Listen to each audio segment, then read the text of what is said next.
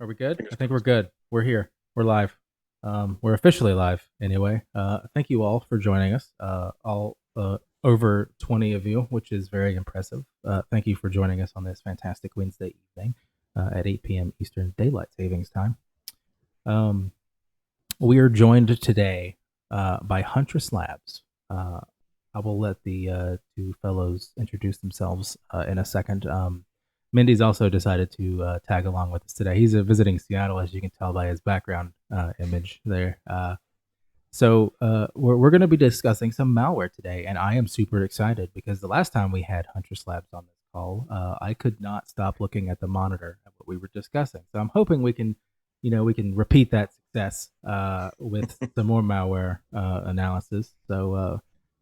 Mindy, I'll let you start with the introductions since you've been here before and everyone already knows who you are, so it should be quick. What? Starting me with introductions? Yeah, introduce yourself. Oh, okay. I'm Mendy, of course. I'm MSPGeek admin, and I'm here because Kyle didn't want to be alone.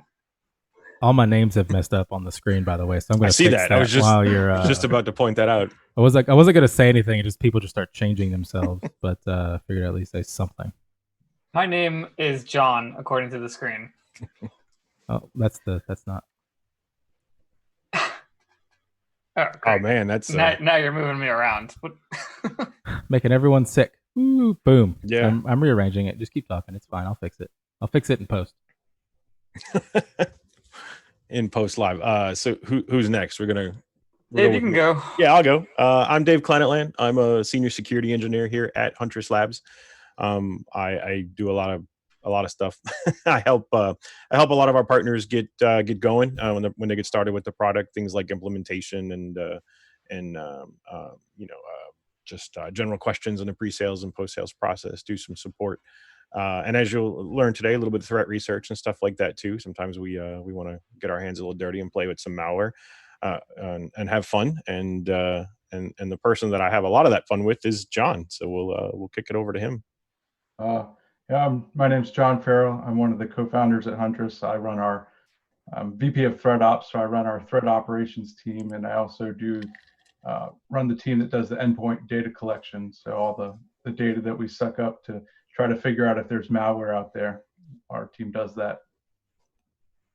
Fantastic. Well, now that the introductions are out of the way, well, I guess we'll kick this thing off. So, if you guys have any questions, feel free to ask. We all have the Slack and Twitch open, so I'll happily interrupt with any questions that you guys have, as is my normal duties. So, go ahead, and let's see if let's see if the next screen breaks.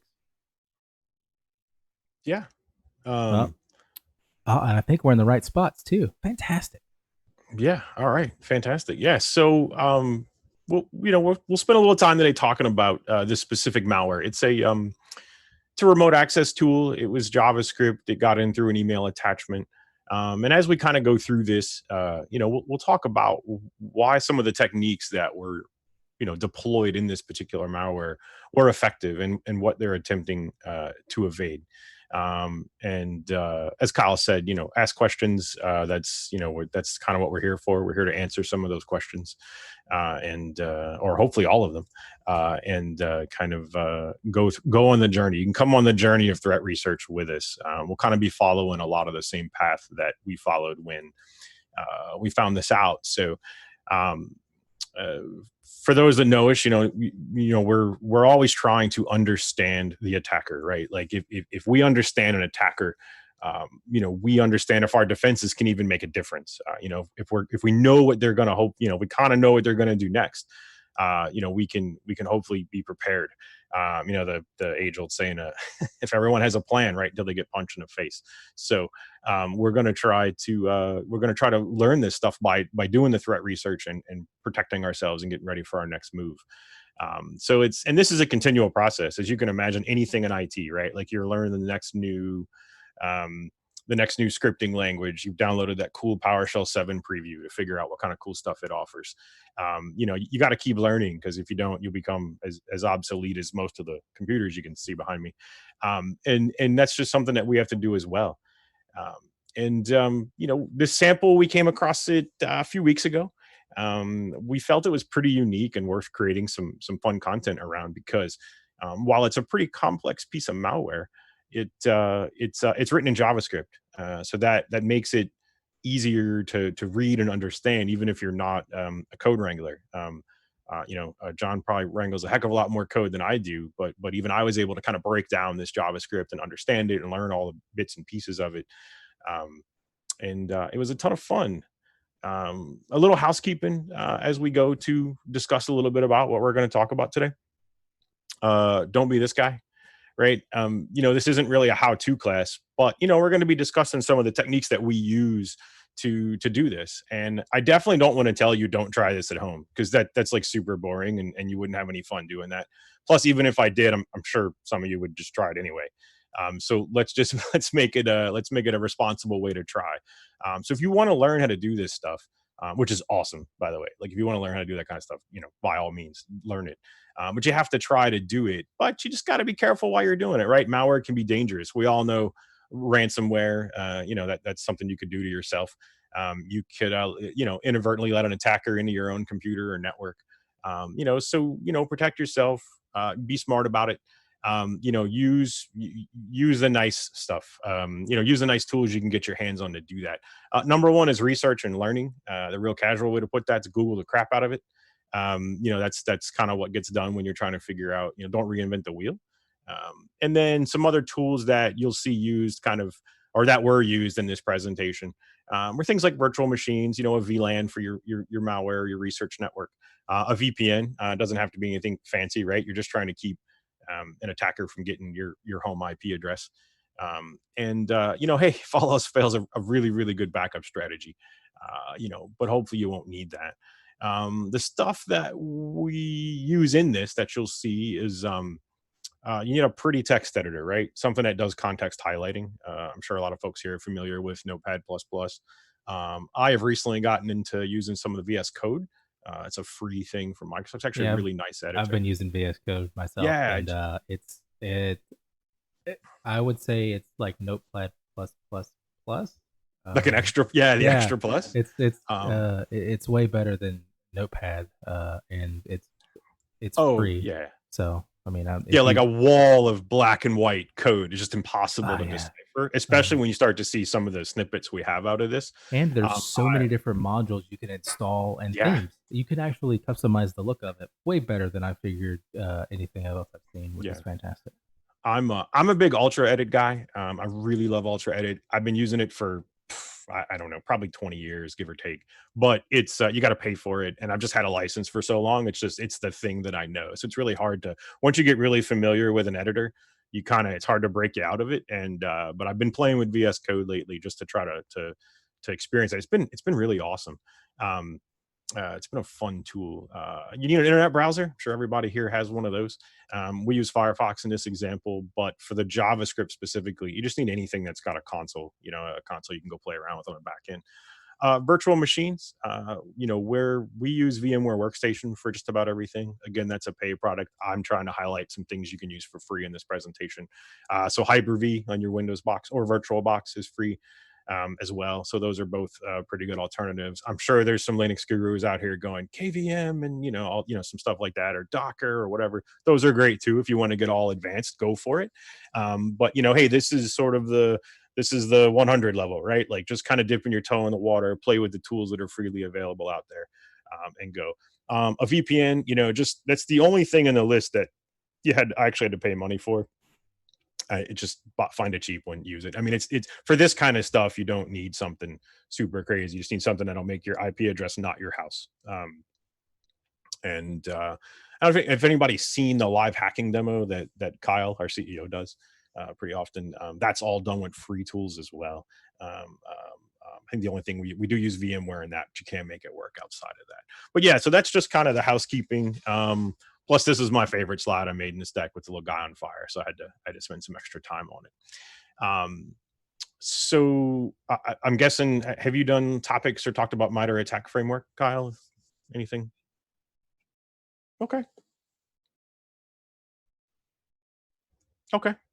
Yeah.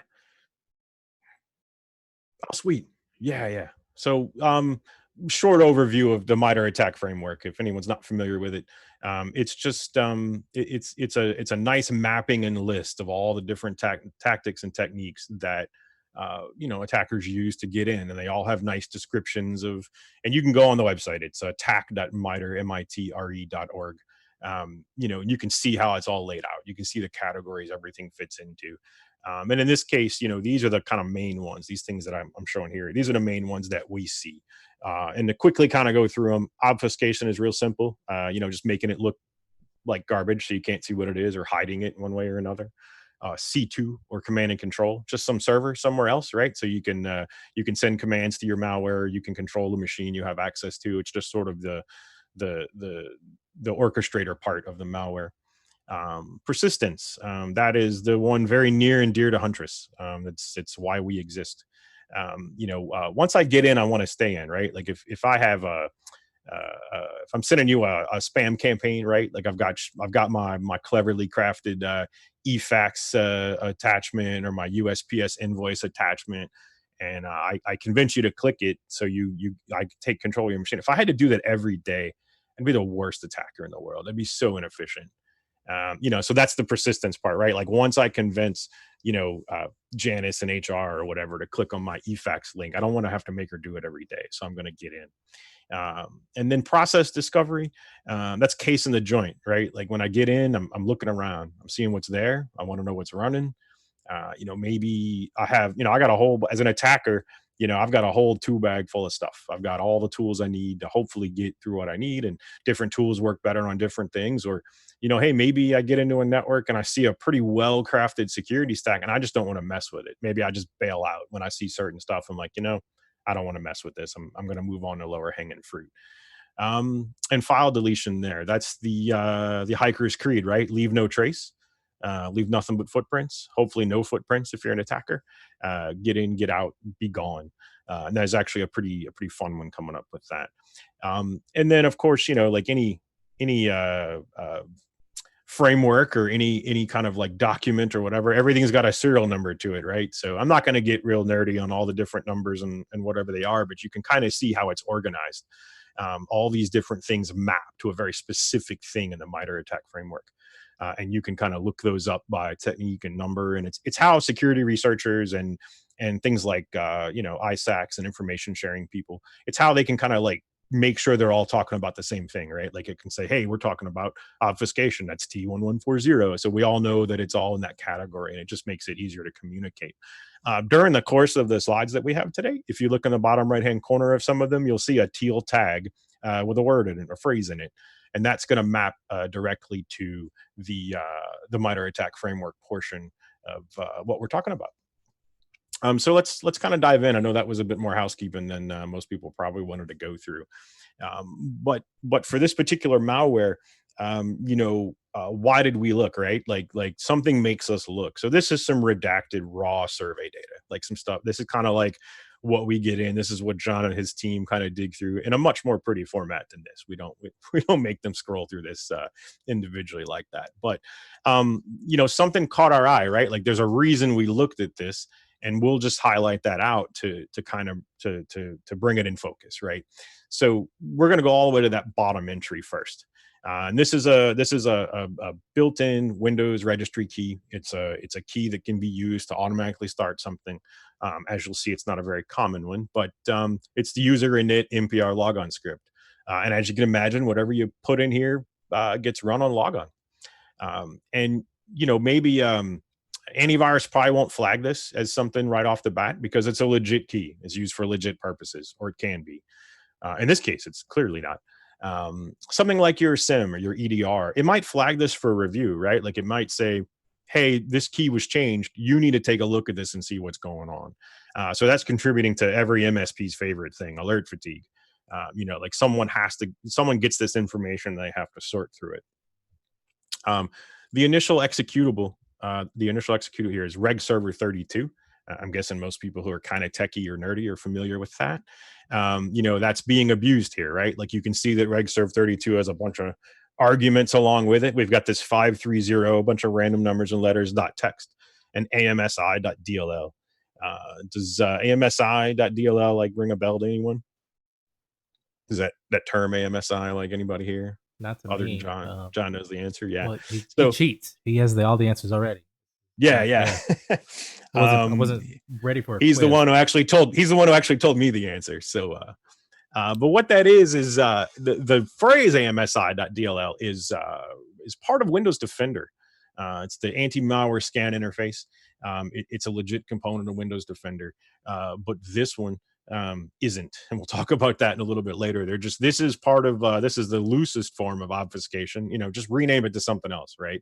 Like rename malware.dll to totally legit.exe, and that's kind of the most basic form.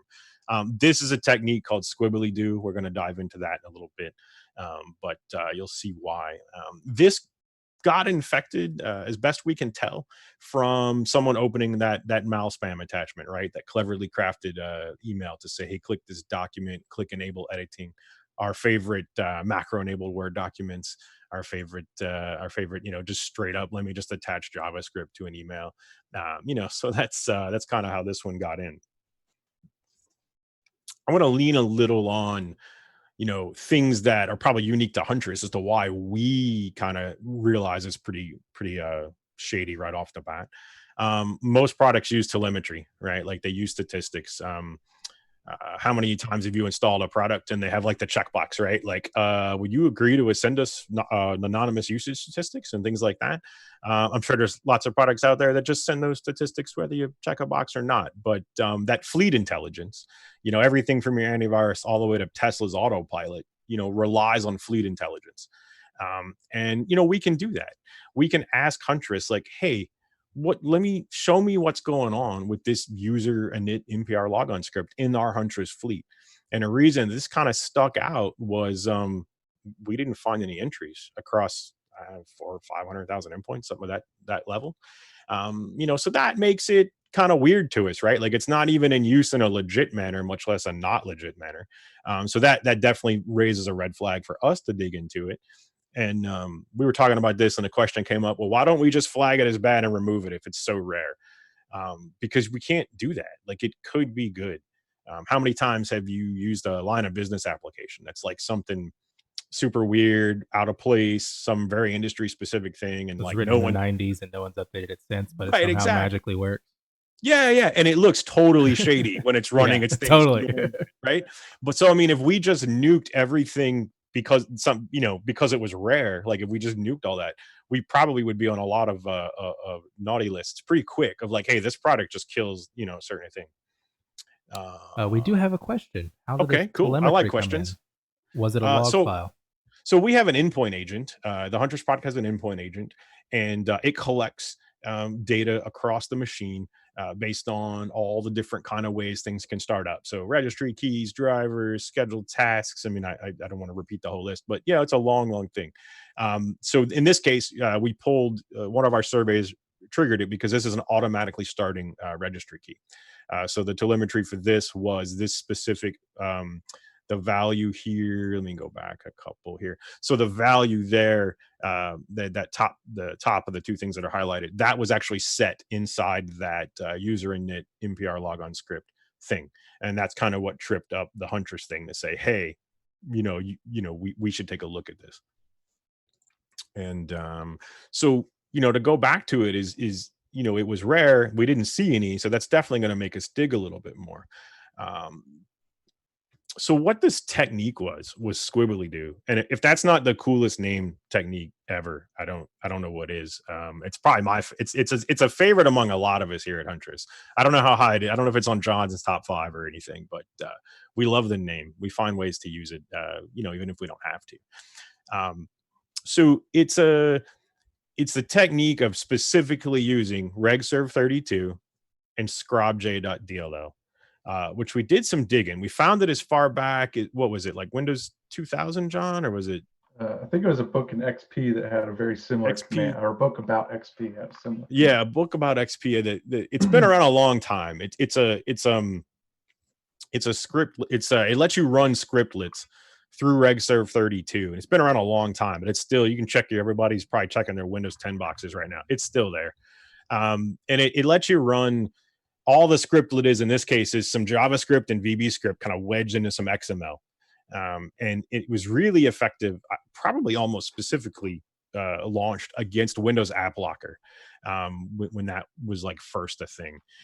It's using built-in Windows tools to, the regserve32 and the scrobj.dll with whatever, the system could be locked down with App Locker saying, hey, do not run unapproved scripts. You're not allowed to do this.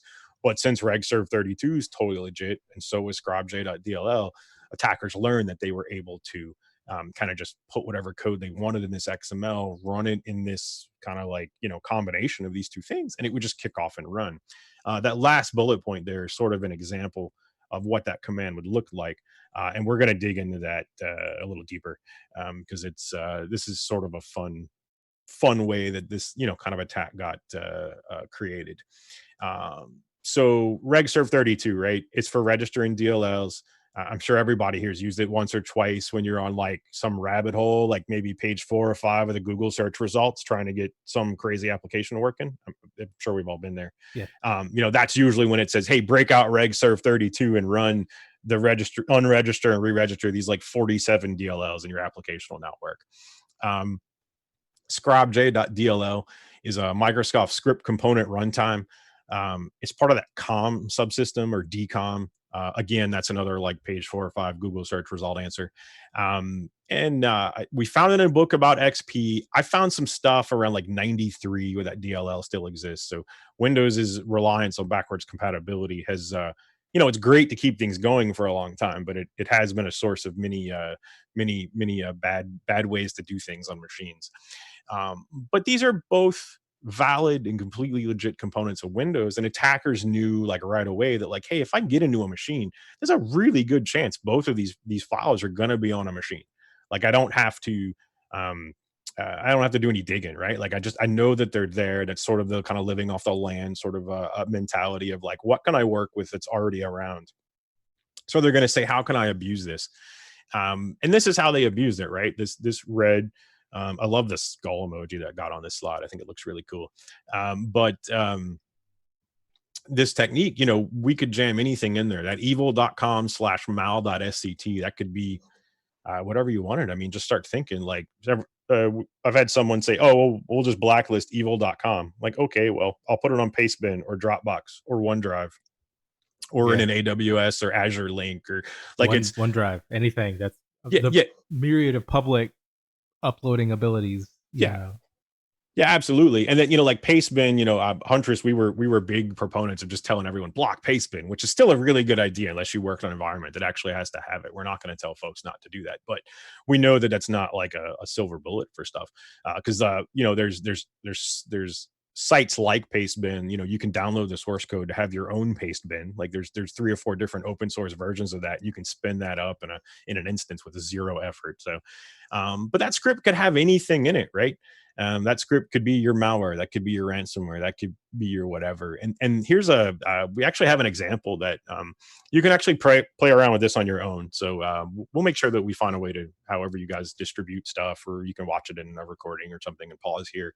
But if you Google this person's name here, Casey Smith, the sub T, I'm pointing at my screen like you guys can see that, it's ridiculous. But Casey Smith, the sub T, right? If you look at that and say, and you Google Squiblydoo POC for proof of concept, you'll see this exact thing where he talks about it. It's real simple. As you can see, this is 14 lines of code, and that's even stretched out a little bit. You can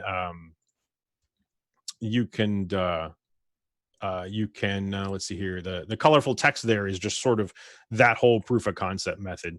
The script in this case is just set to launch calc.exe. But that could easily be malware.exe or ransomware.exe or whatever you wanted. So we've got the call to calc.exe. We're running at regserve32. So in this case, you can see the proof of concept. They're just using a local web browser. I mean, a locally hosted web browser, the 127.0.0.1 there.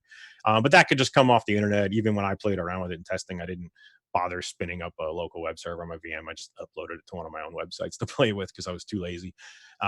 But again, this is something that's commonly hosted in those file sharing sites or that shared hosting space, right? Like your rack spaces, your HostGators, your one host, your pure host, that kind of stuff. So those are all like in those shared IP spaces, because that really helps you get around that DNS filtering.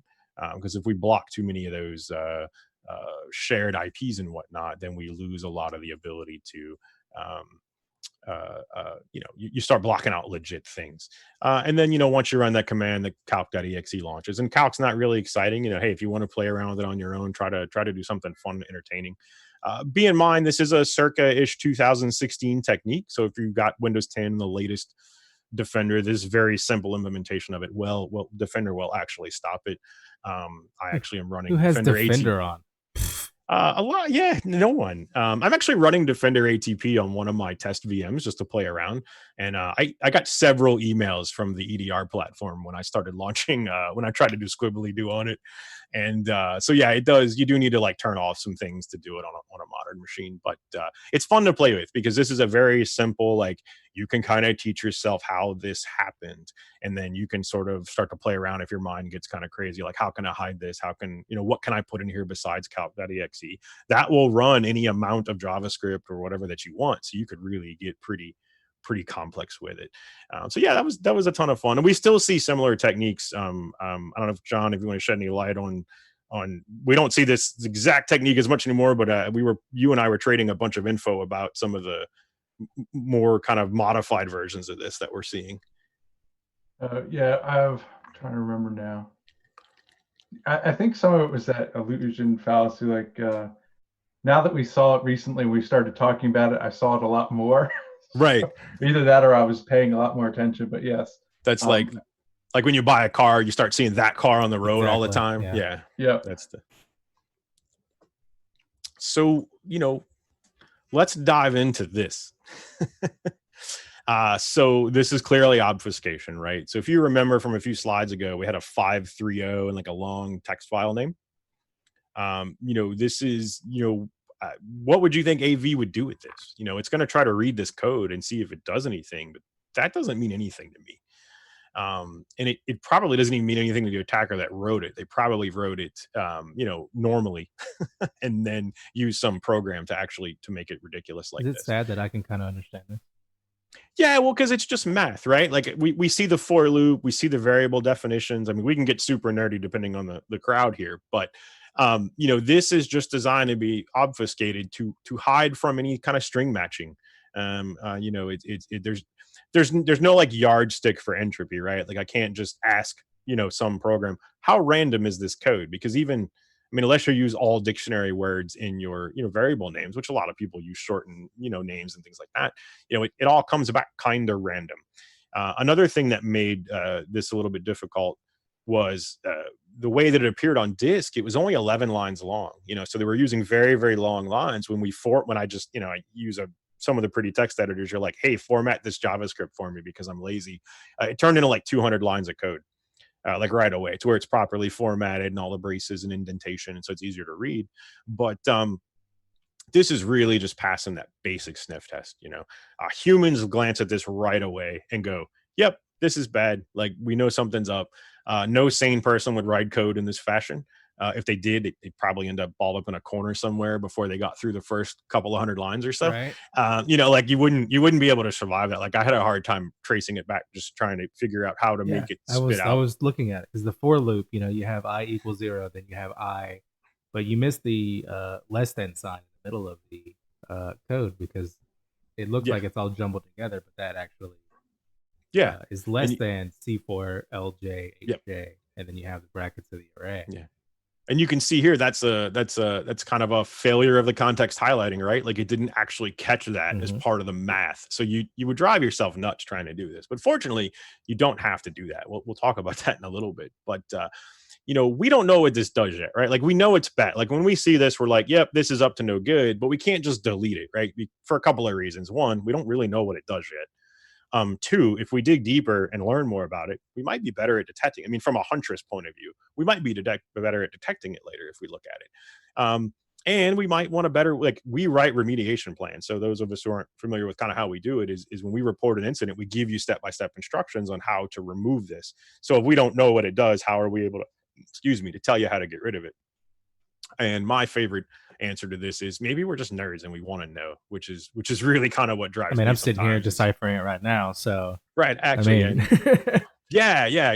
So and we'll get into it. So we'll scroll a little bit further down in this code, And this is a really common technique that we see here. So,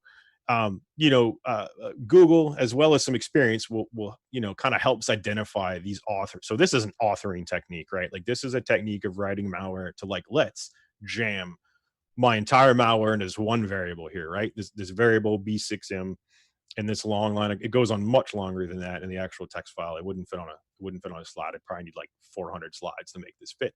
But when I see this, and when as soon as I see this, I'm like, all right, this is some obfuscation. This is encoded somehow. It's probably encoded in some kind of like roll your own thing. Like hackers love to do that. They love to kind of like just kind of some simple math, roll your own encoding. So it's not something super easy. Like base 64 would be way too easy to decode. So let's just do something that's not necessarily super complex, but not something that's like base 64 that encoded. Yeah, well, absolutely. I mean, oh yeah, absolutely. And the original reason that like PowerShell will accept base 64 with the -e argument right on the command line. And the original reason for that was so it's super easy to give it code that might have a lot of weird characters that need to be escaped or whatnot. But turns out it's really good for sending malware to PowerShell. And then inside JavaScript and whatnot, that kind of works the same way, right? So this is a marker to me and probably to everyone here at Huntress and probably everyone on the podcast by now, that this is a sign of malicious code. You'd be no reason to do this in a real program because you'd just be making it slower for no reason. Like if your program had to decode like one extra step of itself. So how do we figure out what is in there? And in this case, right below that variable with all that stuff, there was 17 catch and try operations. And if you're not familiar that much with JavaScript or PowerShell's catch and try, that's something you can Google and learn a lot about. But what it is it's passing each chunk of this code through these catch and tries through each iteration. And you can see all these mathematical operations, right? -887 plus 349. This is the secret decoder ring, right? Like you got it from eating 47 boxes of Ovaltine. This is the secret decoder ring. This is like turn the knob to -887 and write down, be sure to drink your Ovaltine. So this was just some of the 17. And I like math and all, but I'm not Alan Turing. This isn't the Enigma. We don't need to spend that much time on it. Most of these JavaScript malware, at some point, you have to understand that it has to execute malware. Like we've got to find that. And experience will tell you, you see all the way at the bottom there where I have commented out that function DNE. And usually you find these at the bottom of a long chain of either catch and try operations or a couple of nested for loops. It always ends with some function that you probably can't read because it's obfuscated. And we just take a guess. Like this is an educated guess. I'm pretty sure this is going to execute that malware. So if we just change that function to console.log, because we know that's JavaScript, console.log just means, hey, spit out whatever this other stuff is. Because you can see we have another nested function inside this one. So let's see what it does. And you don't need crazy stuff to do this, right? Remember when I said earlier, you can do this all with free tools. This is the browser, right? So in this case, we opened up Firefox and we actually pushed F12 on purpose. I don't know if people do that really often. I usually hit it on accident, usually because it's right next to print screen and I'm trying to screenshot something and I'm like, damn it, I opened up all the whatever. time. So literally, yeah, all the time. So in this case, you'll actually have to hit it on purpose and hunt for the console tab.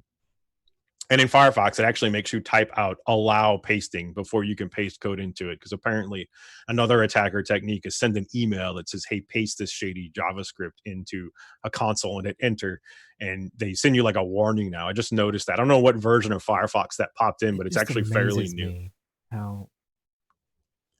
Yeah, if anybody, if all the home... Yeah, if all the home gamers open up Firefox and hit F12 and just try to paste any text into the console, it's going to make you like type allow space pasting all out in one word. So I thought that was pretty interesting when I was working on this. So you can see on the left-hand side, that whole mess of code, that variable B6, all that crazy stuff. You see the beginning of our catch and try operations down there. And if I just hit enter, I say, hey, give me that code. So you can see now we have more plain old JavaScript. I did blur out the last function there in a list. This attacker was actually a bit rude. I mean, I don't blame him. I'm not a huge fan of JavaScript myself. Yeah, I'm not either. Actually, I sent this code snippet to John, and he asked me if I wrote that, thinking I was angry at JavaScript. And I was like, no, man, that's our attacker. That's our attacker. I was doing that earlier.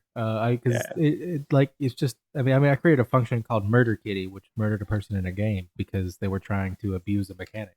So I called it Okay. murder kitties. So if they respawn when they weren't supposed to, it just killed them. I like it. I So love it's, it. That's a it's good, just, it wasn't fix bug. It was just die.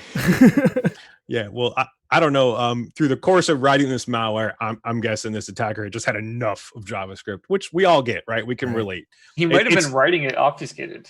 Murder Hornets. Yeah, he might I have should been. rename that code Murder Hornets. Thank you, Katana. I'm gonna remember that. Oh yeah, we're gonna have to save that. I'm gonna have to write a murder hornet code now, since that's the newest thing. So let's, like we talked a little bit earlier about that white wall of code, right? Like that's what this thing is gonna write. So I'm not gonna read that. I'm gonna go back into a text editor that helps me see what's going on. Oh yeah, the best. Dark mode. Yeah, absolutely. Dark mode. Yeah. Dark mode everything. I'm definitely with that. But so what we see here is the output of that original obfuscated file. So this is kind of what was this isn't really our interesting payload, so I'm not going to spend a ton of time on it, but this was sort of what that first level of obfuscation. So this was that Squiblydoo was running this script with that thing, and it spit this out. So what do we have here? You can see that it will it snags JSON.txt from this website. Don't go to that website now. It's a Russian language swinger site. This is that moment where you really hope that your VPN work. yeah. So this is that real moment where you're hoping the VPN service doesn't save logs like they say they don't, because I totally wanted to check that out, like the site. Yeah, you gotta go. This is not where I want to be. So I'm gonna save everybody the trouble and the tainted Google search results. Don't go there. I'm a huge fan of the next section over there. The what I'm assuming is an error code called unerror. Unerror, yeah, I like that. We're gonna see a little bit more some stuff about not unerror specifically, but so yeah, it snags this JSON.txt file. You can see a little bit above. I underlined it. They've got a key created. H key current user software Microsoft Notepad. So I mean that's kind of a weird place. I don't think I've seen anything else stored in there. I think this is my first malware I've come across where I see John kind of a little shake no, that they're storing like settings or whatever in the Notepad H key current user. Who's gonna look there? No one ever wants to open. Right, exactly. No one's gonna go look there. Look at the registry keys. And you can see that it's keyed to the username, right? So it's the H key current user software Microsoft Notepad plus UN, and this is that UN function that they wrote. And I'm guessing unerror in this case means that the UN function didn't work, but I do like the idea of it being an unerror. But the W script and then wn.username, so they're just pulling. I'm guessing that's like the SAM account name or the pre-Windows 2000 name. Is that right, John? Is that what we were? Yeah, it's just the username of the who's accessing it or running it, rather. Right. So they're using Notepad. They're keying it to the user. You can see down here that there's a my environment function they wrote. So that's really just app data. So they're saving all this stuff to app data Microsoft. So they're using some variables to point out the folders. So they're not writing, they're not storing specific folder string names in here. They're trying to keep it in variables. We don't want to reveal too much as as something is reading our code. That registry key up there, that was created as part of the initial like macro enabled Word document payload. We found one example that it was an eFAX and I brought that up. Another example was a macro enabled Word document. But JSON.txt I found kind of interesting. And that was a little bit of a thought exercise for us, is why would you call it JSON.txt? And, maybe the attacker compromised a web server because it was a shared hosting site that was the Russian swinger site, right? So maybe they were trying to hide from him. JSON.txt probably looks pretty legit, by the passerby. Millions of websites that use a JSON type, JSON.txt. Just it would be a normal web file. Right. No one would look at it. Anything weird. Yeah, you got it. Maybe they're just trying to sniff under the radar a little bit, and if someone's just kind of looking through their FTP directory of their website, and they're like, it's probably some system file. I'm not. You know how many files I've put in, like our text documents of like I've got coordinates files in my code that I'm working on. It's a text file. It's just a bunch of coordinates. Yeah, so I mean, I wouldn't think of anything of a text file. It's as if it's a JSON. Maybe I copied JSON from code that I wanted to output. Yeah. Where else to put it? Yeah, absolutely. And so that JSON.txt is not JSON. Shocker, right? Everyone's blown away. It's just more of what we saw before, right? So the left-hand side is the obfuscated code. We did the same. It's got the same try-catch math, but this is actually our interesting payload. Like this is the stuff that we'll really dig into here. So we did the same thing. We jammed it into Firefox. We said, hey, let me see what you got. And then now we started getting the featured, the full feature set of this remote access tool. So this was like all the way at the top, right? And if anybody, it sounds like you do a little bit of code wrangling yourself. And if anybody does that, you start out, good code needs to be portable and it needs to be easy to configure. And what do you do that with a bunch of variables at the top, right? Like this is the part that the user gets to edit, make your changes here, and like ignore everything below this line because, you don't belong here. So this kind of leads me to believe two things. One, maybe it's a malware as a service kind of thing, right? Like maybe you can sell this code to someone else. It's portable. They put their own Russian swinger site in here and load up their own JSON.txt. Or maybe the attacker is used to getting kicked out of, wherever they're trying to host it at, and they need to be able to like quickly move or pivot somewhere else. So all the way at the top, we've got version control, right? We want to make sure we're running the latest version of our malware. Very important. We can yeah, they're 2.0b, so we haven't That's seen a lot of Hell, versions. having an A. Yeah, I don't know. We don't have samples of We didn't catch A. 0.4. We only caught B. We only caught B, so we haven't seen 2.0a yet. So we've got some version control. We've got some URLs that we can easily change. We've got some housekeeping stuff, right? Like error retry. We've got a key there. We've got like that random that's some kind of unique key. So that's telling me maybe there's some sort of password. Maybe they're doing some rudimentary encryption. Like there's something kind of weird going on there. And all the way at the bottom, we have GTFO. And I'll let everyone think about what they think that means. But at the moment, it's false. We will come back to it. I'm not going to just glaze over that, but we come back to that one. But I'm assuming that's a like a kill-all function. Set that to true, and it wipes everything out and gets rid of it. Yeah, you're on the right path there. So we said earlier JavaScript was easy, right? Even for the non-code wranglers. Here's a super prime example. You got to realize this is the de-obfuscated code. So this is what we assume the attacker wrote versus the like random letters and numbers. But right, like they don't even try to hide what it is, right? Delete file. Let's check for that file's existence, and then let's delete it if it's there. They're even nice to check for it first, right? Like they want to make sure that it's. They have horrible coding practices. They call one function delete file and then capital the D to actually delete the file. Yeah, and but it's there's not exactly a lot of QA going on here, right? Like there's not a lot of. I don't think there's a QA team working on this. There's probably no support. There should be. All right, they're on version 2.0. Kyle, 2.0C is coming. All right. Okay, just fix it. That's all I'll say. Right. Yeah. I'll. Maybe check file. I mean, we'll try to see if we can get a hold of them. But yeah. But this is just a simple function, right? I wanted to point this out, kind of in the beginning of like, hey, this is just, this is really how simple some of this stuff can be. They're just using the file system object features. They're checking for it. They're deleting it. They're moving on.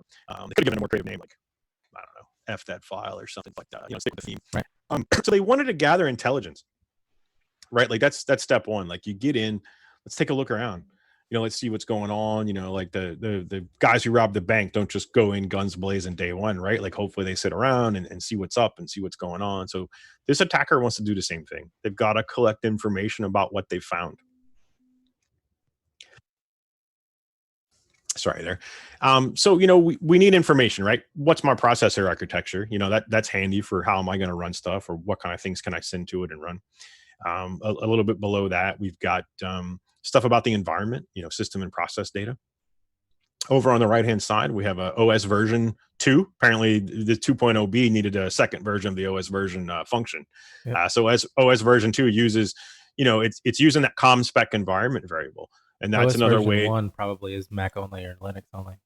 Yeah, maybe so. Or maybe OS version 1, they had command.exe in there. Ooh, and probably. Instead of ComSpec, and a bunch of string matching stuff said, let me kick this out of here. Yeah, so ComSpec, yeah. So that's a sort of a loose way of doing some obfuscation there. We're able to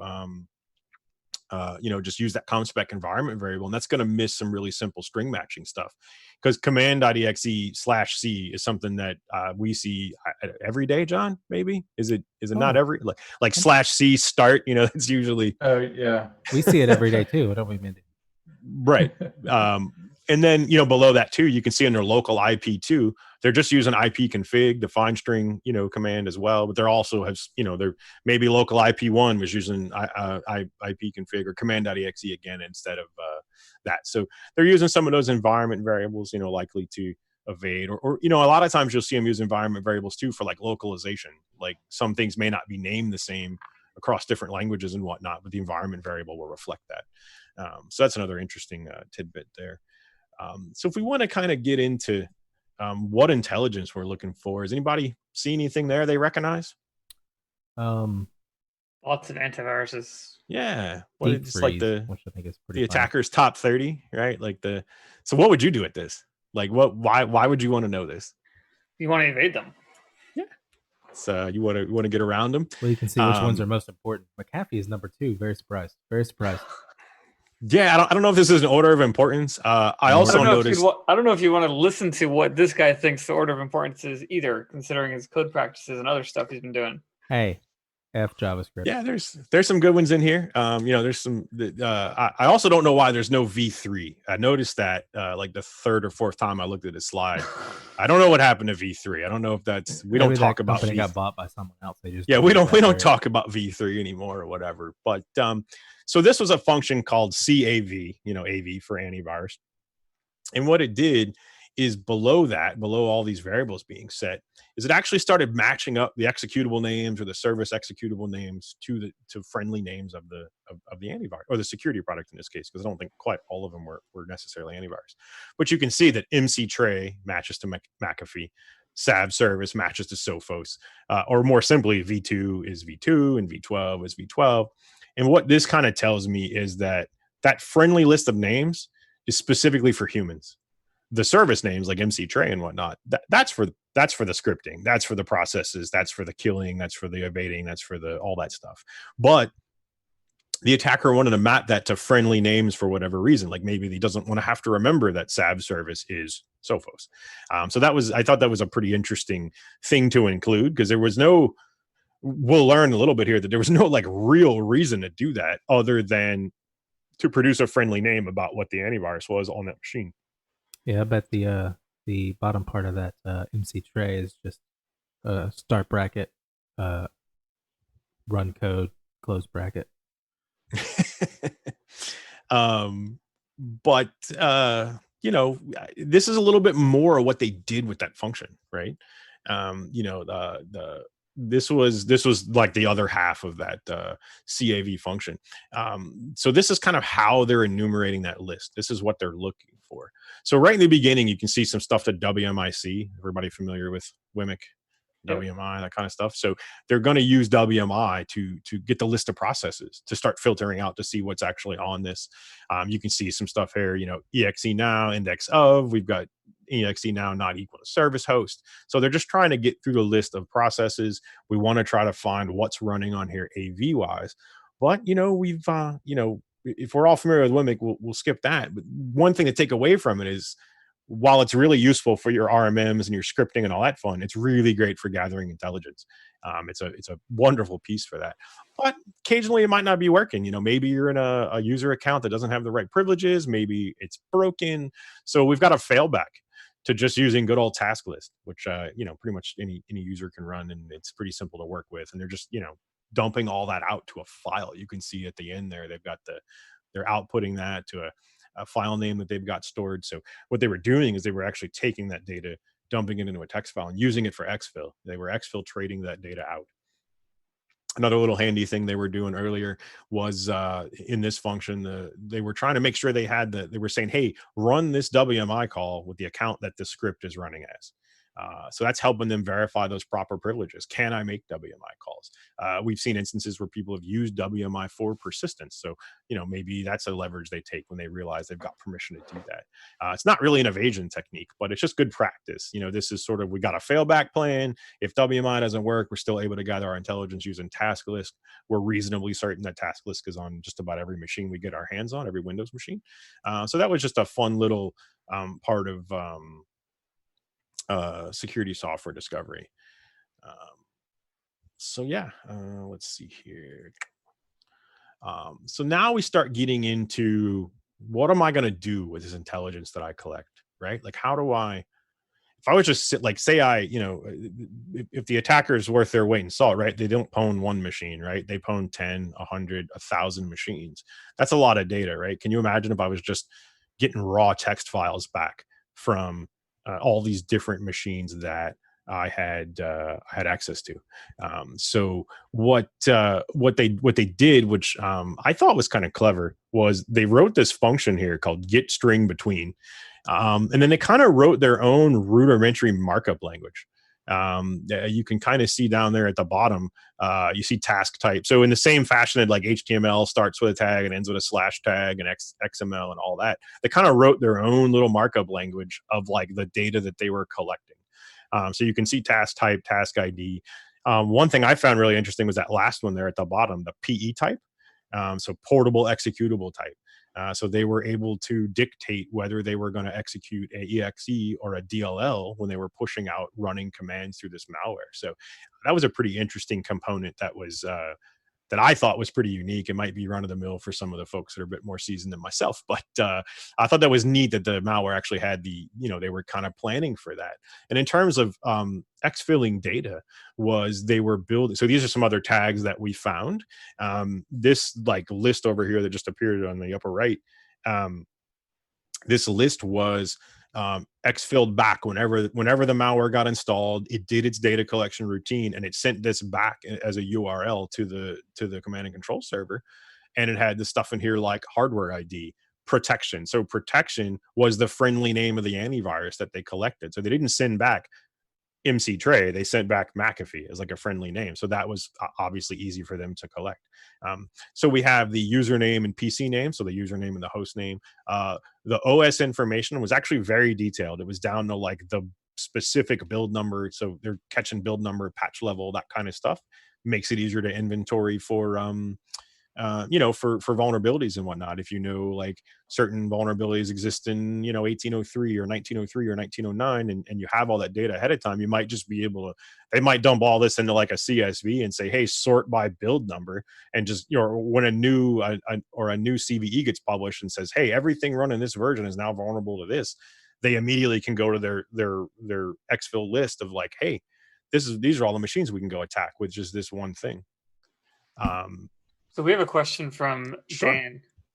He's asking if the JavaScript was running on page load or did it require a link on the page to be clicked?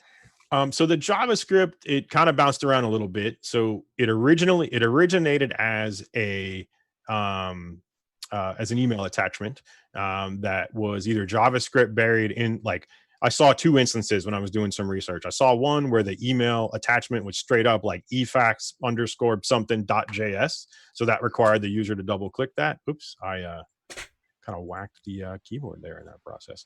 Way to go. The other thing that I saw was a macro-enabled Word document. So the attachment was a macro-enabled Word document, and inside that Word document, obviously was some buried JavaScript in there. So that executed, that embedded JavaScript went and fetched the next bit of JavaScript off the website, and then that executed it. So it wasn't like there was JavaScript inside of a web page that caused it to load. It was a user had clicked a mal spam attachment and then executed that over. And they were able to run that malware through that attachment, sort of a kind of a chain there. So one downloaded the other, and then. So just to expand on that just a little bit, Dan, I don't know if you know, but Windows has a built-in scripting engine that will execute both VBScript and JavaScript natively using the WScript or CScript and we might be able applications.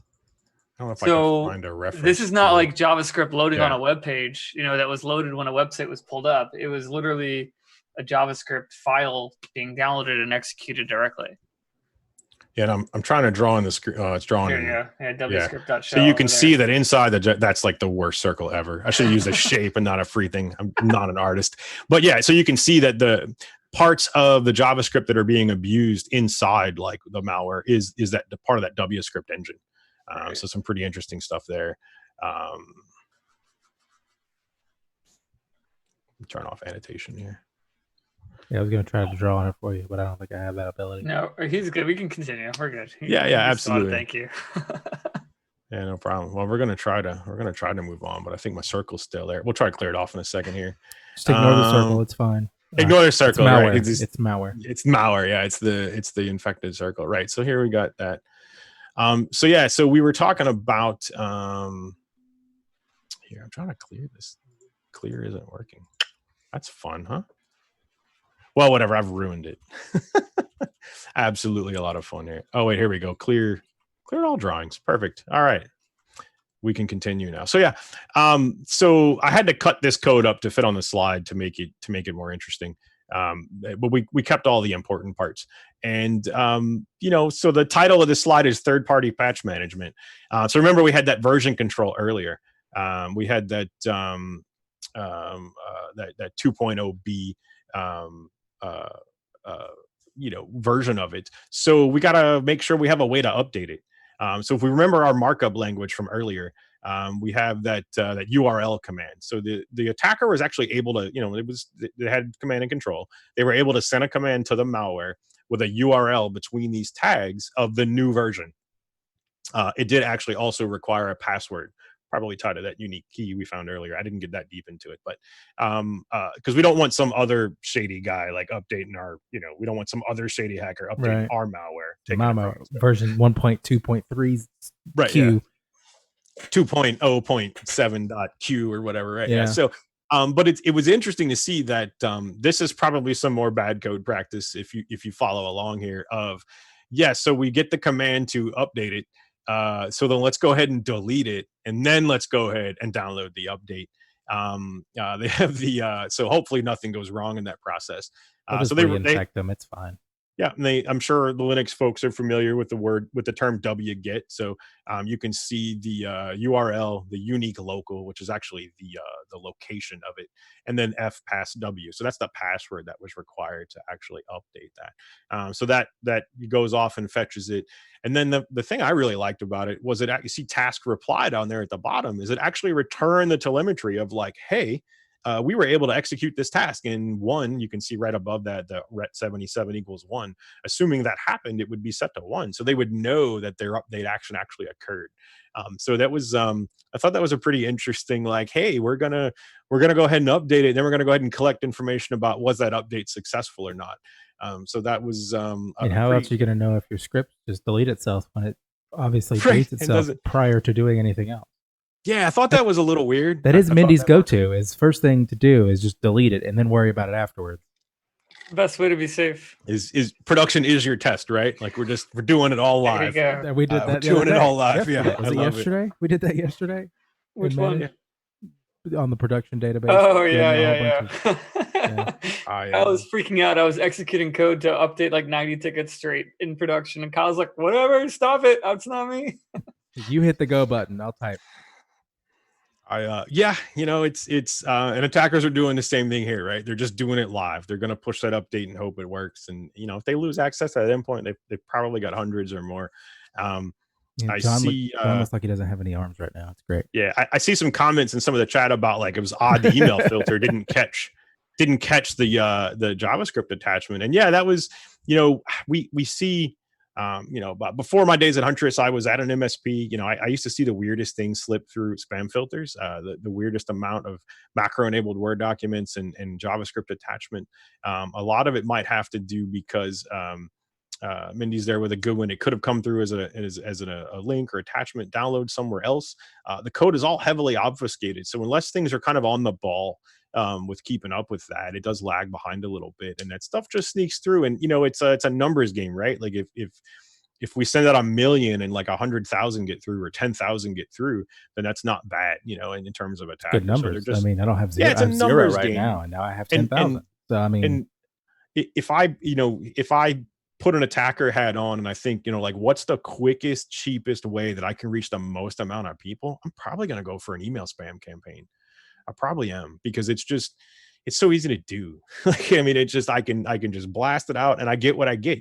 The people who are who have taken defense in depth to heart, who have many, many layers, they're going to be harder to reach. But when we start thinking about attackers and what we're going for, that low hanging fruits is the best thing to do. Like, that's the easiest case. And all for you a need lot is of these one. things. I mean, imagine someone doesn't have that defense in depth at home and they're working from home and they click on their home email. Well, that's and they and especially right now. Yeah, they with take their everyone working laptop from home. in, boom, now I have access to your network when I didn't have it previously. Oh my God, let's install all this stuff on everything.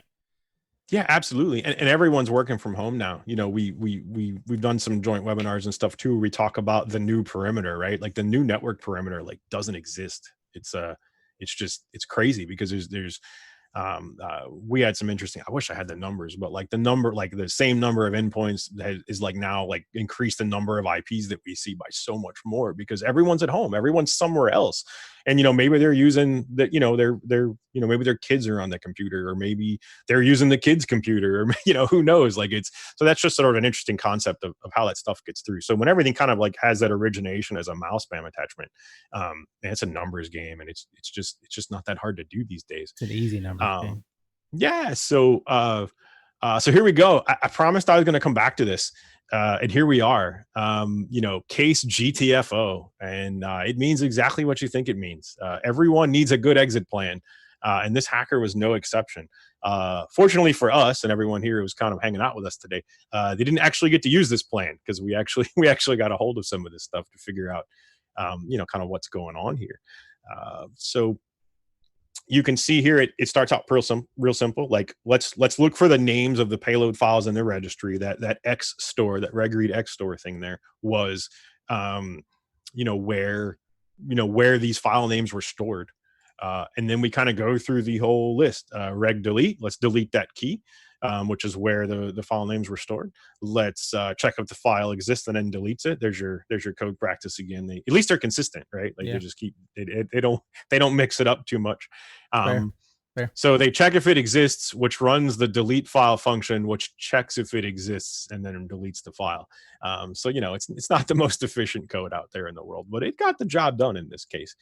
But this one, they didn't have the chance to GTFO before we were able to download some of this stuff and kind of dig into it. But it's there was limited open source intelligence available on this.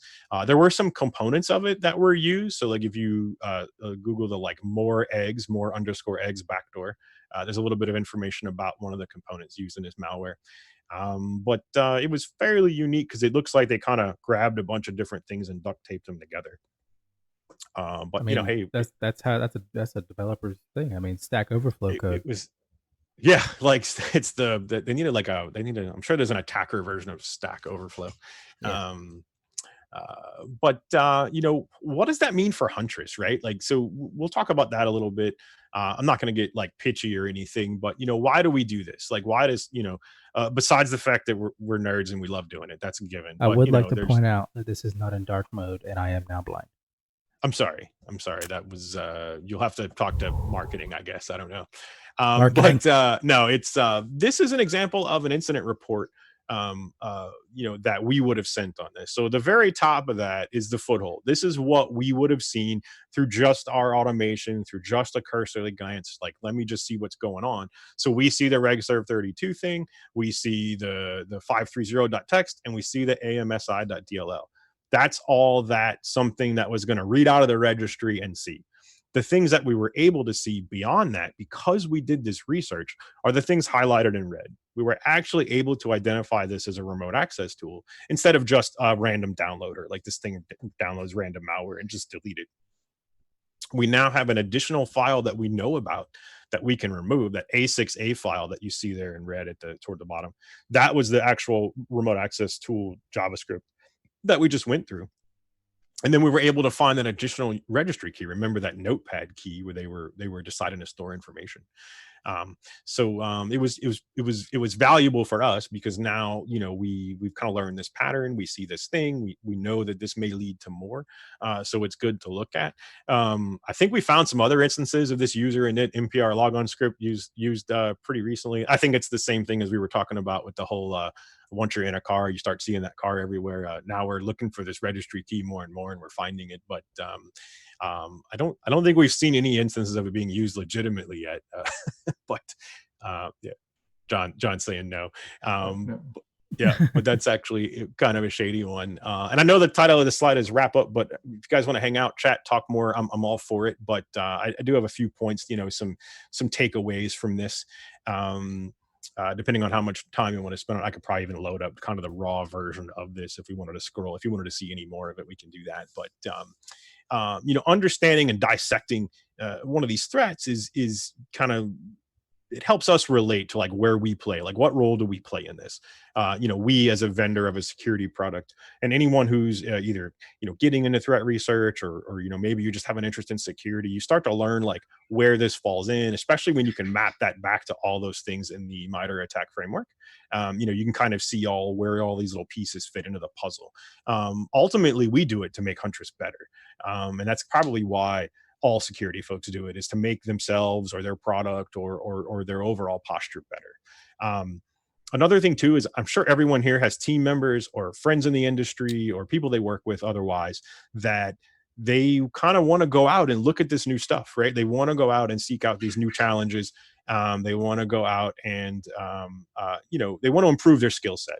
And it's no secret that awesome security talent is kind of hard to come by. Folks have to get out there and do it. It's a really kind of hot bed in the industry now. Folks want to learn it. But we understand there's always things that need to get done, right? Like you got to do the day to day. The majority of this research was done at kind of late hours and evenings, and John and I trading back Slack messages fairly late in the evening because we kind of nerd out about this So stuff. we do have a good question. And I like this question by Fake Namington. Is it possible to disable the script run functionality of regserve32? Would that break a bunch of old apps or installers? It'll break a bunch of stuff. Yeah, it'll break a bunch of stuff. What that stuff is you won't know until you break it. That's actually sort of that's an interesting concept. Like a lot of folks, it's some people want to bring down the hammer, right? Like let's disable PowerShell and let's disable running commands out of these certain folders. And then they find that weird line of business app we were just talking about a little while ago that doesn't work anymore. And that line of business app is critical to business operations.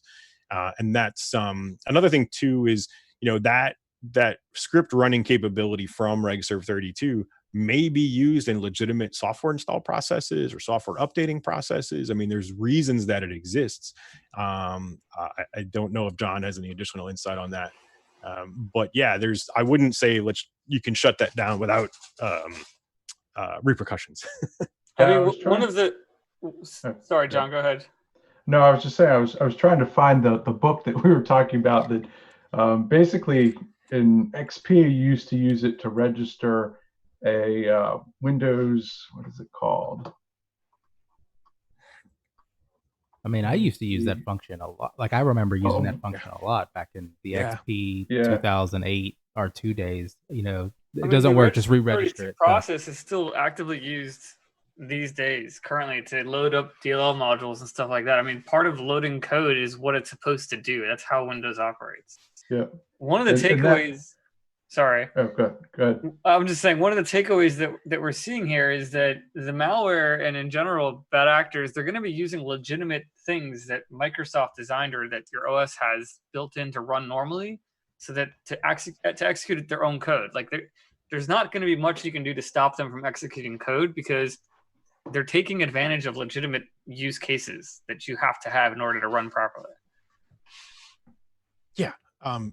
Absolutely. The abuse of trusted applications is I don't know if it's the most common thing we see, but it's probably up there. That's always sort of the framework of a really good, beginnings of an attack is it all starts with living off the land in some way. I mean, in this case, the attacker had to bring some of their own stuff with them on top of that. abuse of those trusted applications. Coveter is another one that comes to mind. We do a Coveter demo pretty often too, about which goes through a whole chain. It actually runs through, it runs command, which then runs start, which then like hops around in the registry, which then runs MSHTA, which then processes some JavaScript that has some roll your own encoding and then some base64 encoding, which then executes some PowerShell. Yeah, I think Kyle did that one last time. And again, and what we're Yeah, talking about with that is you're talking about another level of obfuscation, right? There here in this example, we're talking about an obfuscation because it's trying to mask itself as like a legitimate program, right? The AMSI.dll file is legitimate, so to speak, until you see it running out of your roaming data folder. Like that's never going to happen. Well, and the funny thing about that is the AMSI.dll in this case, and I probably didn't even say it because it's one of those days, but that's actually scribej.dll. They just renamed it. So some things are probably, like, I'm sure a lot of security vendors and security applications have something set up that say, hey, if you see regserve32 and scribej.dll together, that's bad. But if we just get around that by renaming scribej to anything else, they chose AMSI.dll because that's if the name you see that running, right, then you're like, oh, okay, that's good, and then I don't care. Yeah, but I mean, someone who knows. I mean, the layman isn't going to care what it's running. It's not going to be gibberish. They could have called it GTFO.dll, and it would they'd have been like, oh, that's funny. I've been on the internet. Right? Yeah. Todd J has a question. Since it's using regserve32 to register a DLL, wouldn't it require that this would need to be running with admin privileges? Wouldn't having standard privileges thwart at least some of the initial steps? Absolutely. Not running your users as admin would thwart a lot of initial steps. Absolutely. We see, I can't tell you how many times I have been told that all users need local admin privileges. As an IT guy, as an IT director, as an MSP service manager, as all those flavors, I have been told that all users need local admin privileges more times than I ever want to remember. And that leads to, I mean, let's just be blunt, that's very poor security hygiene. If that user had not been a local admin, this particular attack may not have worked. It doesn't mean something else won't, but that's that low-hanging fruit, right? Like if we can capture those, if we can just go after all the people with local users as admins first, that's just going to make, we'll work on those first. We'll work on the more difficult ones later. But as an attacker, hey, if I learn that all the local users have local admin privileges, then I'm in like Flynn. That's actually how one of them isn't that how, John, isn't that how like Emotet or TrickBot, like it'll find a local admin and then try to use it on all the other machines? Yeah, Emotet and TrickBot both do that. Yeah, so you'll have a local admin user, and once it realizes I'm a local admin user, it tries those credentials on all the other machines on the network, and then uses the administrative shares to spread out. Because now that it's got that username. So yeah, excellent point, Todd. There, it's starting out with not having everyone as a local admin. In this case, the user was. But we also have to watch out for the human aspect of it. Like, a lot of us want to say we all act with common sense, responsibility, and extreme smartness at all times.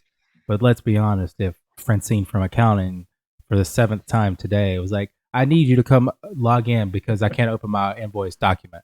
You're going to go over there. You're going to be like, seriously, oh my God, I want to go home so bad. And you just type it in and go.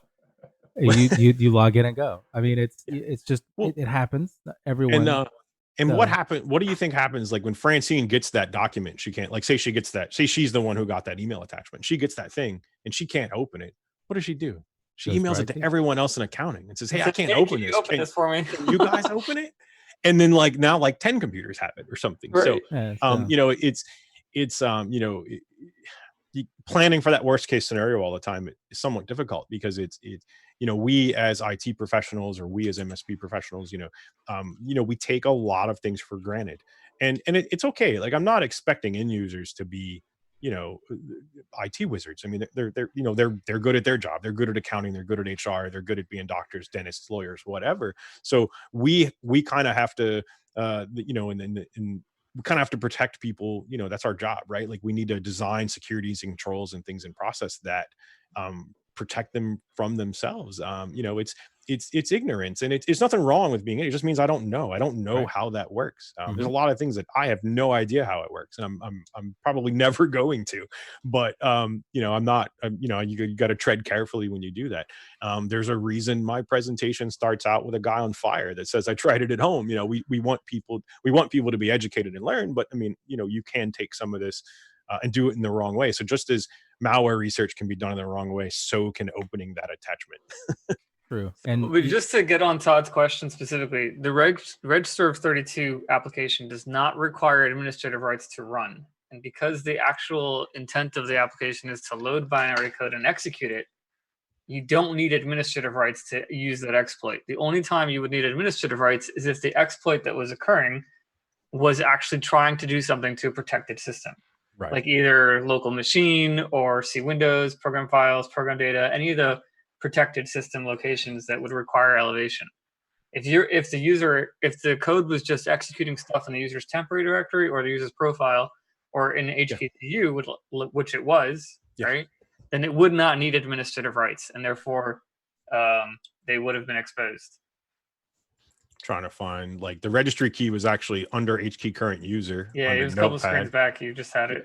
Oh, well, no, I was trying to find this one. So yeah, so the My Environment app data was that user's app data folder.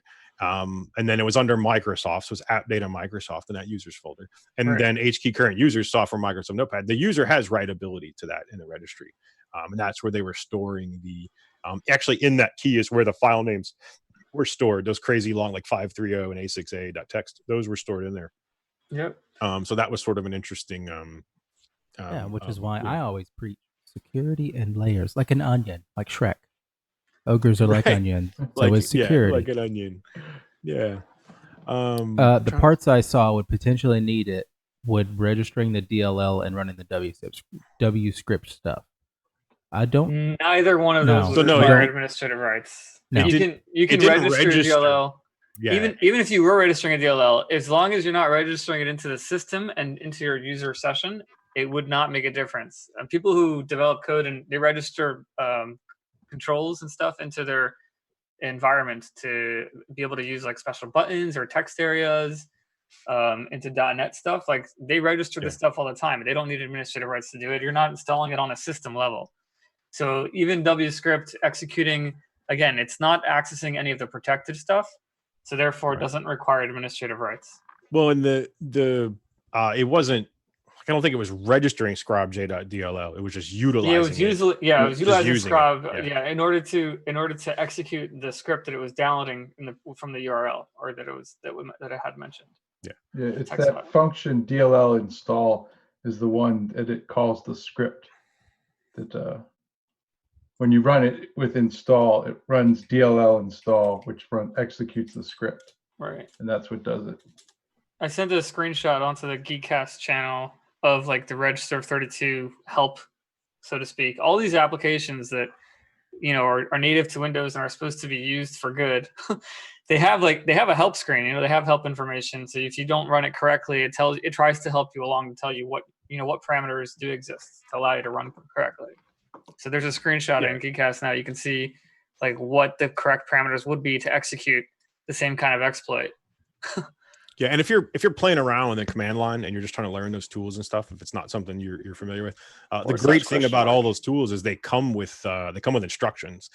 So in this case, you can see in the screenshot that's in the GeekCast, you just run regserve and it tells you if the command doesn't do it that way, you can usually just follow it with a / question mark and it will spit out all of its help information. That's the Windows equivalent of a man page. Yeah. So exactly. Tell you how to use itself. So that's a pretty interesting. That's. I mean, I don't remember all the switches to command.exe. I have to look them up, occasionally. Right. So it's pretty handy to have that stuff. So if you're learning this kind of stuff and you want to play around, you can always just try / question mark. It works with just about any text, command line executable in Windows. It'll just kind of give you a little bit of help. Or there's Ask Uncle Google, right? I mean, everybody does that one. Even commands that you're used to running all the time, right? Like ping or something like that. They have other parameters you can do. You force / question mark and see what other options you have in order to make it, There's Yeah. more than -T, right? There's Yeah, exactly. maybe -4 is a Hey, common one. look, I didn't know about -T until like 3 years ago. Okay, Nice. and I I like used it. it. -L-W. Now you're throwing out just letters. This isn't. Now we're just Now you're all making of them in the stuff up. alphabet. Now Yeah, you're all making of them in stuff the up. We're absolutely making stuff up. That's what we I'm do. gonna yeah, send another so- screenshot. It's important. Security and layers. You start at the most basic and work your way up from there until someone screams at you that you're doing bad things because they can't actually work, and then you dial it back just a little bit. Yeah, I That's think if I would it be terrible if I switched to a different sharing application? Oh yeah. yeah. How about, Well, I yeah, mean, I'm sharing my desktop monitor, so if you're gonna okay. Well, get it'll out still of be full screen. if you're still sharing like in Zoom, then I Yeah. had to take away the cameras because if you don't have 6 people, 1, 2, 3, 4, 7, 7 people, it shrinks all of the talking monitors down into a weird angle. So since Annie left, it Yeah. threw up all the cameras into a weird thing, and I can't get it back until the person that's added. Oh It's man, not a we big gotta- deal, but it's just like Zoom is being Yeah. Zoom. Yeah, so this is like the raw file, and I was just gonna kind of like briefly see if there was anything else that kind of jumped out at me. I'm sorry, the doesn't like JavaScript function's not going to be blurred out in here, so hopefully I'll scroll past it real quick. We're Hope it not at doesn't- work. It's fine. We're at Yeah, 12. hopefully it doesn't get anybody in trouble. Yeah. You can see there's like, does anybody remember like RC4? Yeah. It's like a simple little cipher. So they were doing some Right. RC4 stuff to try to get around. You can see it's just really basic single character variables and stuff for the math. This was this Building function TB and TC. That was John. What was that? ASCII to Unicode and back? Yes, I believe Yeah, so. it was the ASCII it was like this was the ASCII and then this was the Unicode value. So they had TS and like TC, and like one was one way and one was the other. So they kind of had their own. They kind of brought their own ASCII to Unicode and back with them. I don't know. I guess maybe JavaScript doesn't have a native way to do that, and they kind of had to do it on their own. Or I'm not JavaScript's super. not that. Yeah, it's robust. not that robust. So they kind of had to. Basic They had to bring. JavaScript is not that robust. Let's get Yeah, into they had to building bring frameworks and stuff. And they start Um, giving React. This and was Vue. there was a couple of things like this. Temp extra, math floor random 65535. You know, just let me give. I guess that's a random Random somewhere. number. Yeah, a random exactly. number between. It looks like a 0 random port number, honestly, because it's Yeah. 65536 is the highest port number you can go to. Yeah. Yeah, but Temp, it's multiplying by 65536. Yeah, I don't know. here's our delete file. See, here's the OS version too. I couldn't get this consolidated in one slide, so I'm kind of actually glad we're looking. I don't know if this is like super readable. I'll make it a little bigger. Yeah, you can but see it. We're good. you can see they got super detailed in some of the version information, and then they started giving friendly names. Like I'm guessing this is like V return. So hey, this is Vista, this is XP, this is 7, this is 8.1. You know, so they're trying to come up with all the different Versions of scenarios. Windows. They could have server 2003, but they don't have any other versions of server. So I guess maybe that's because maybe they'll just say if it's if it's the If we get a version. server, yay! Yeah, like server 2003. I mean, maybe There's they a don't care lot about still around. There An is embarrassing number. right. Ask Shodan, right? No. So you can find all the ones that still have like this one. This one gets pretty far, but yeah. So here's the IP config. We were getting a lot of logic for did it work?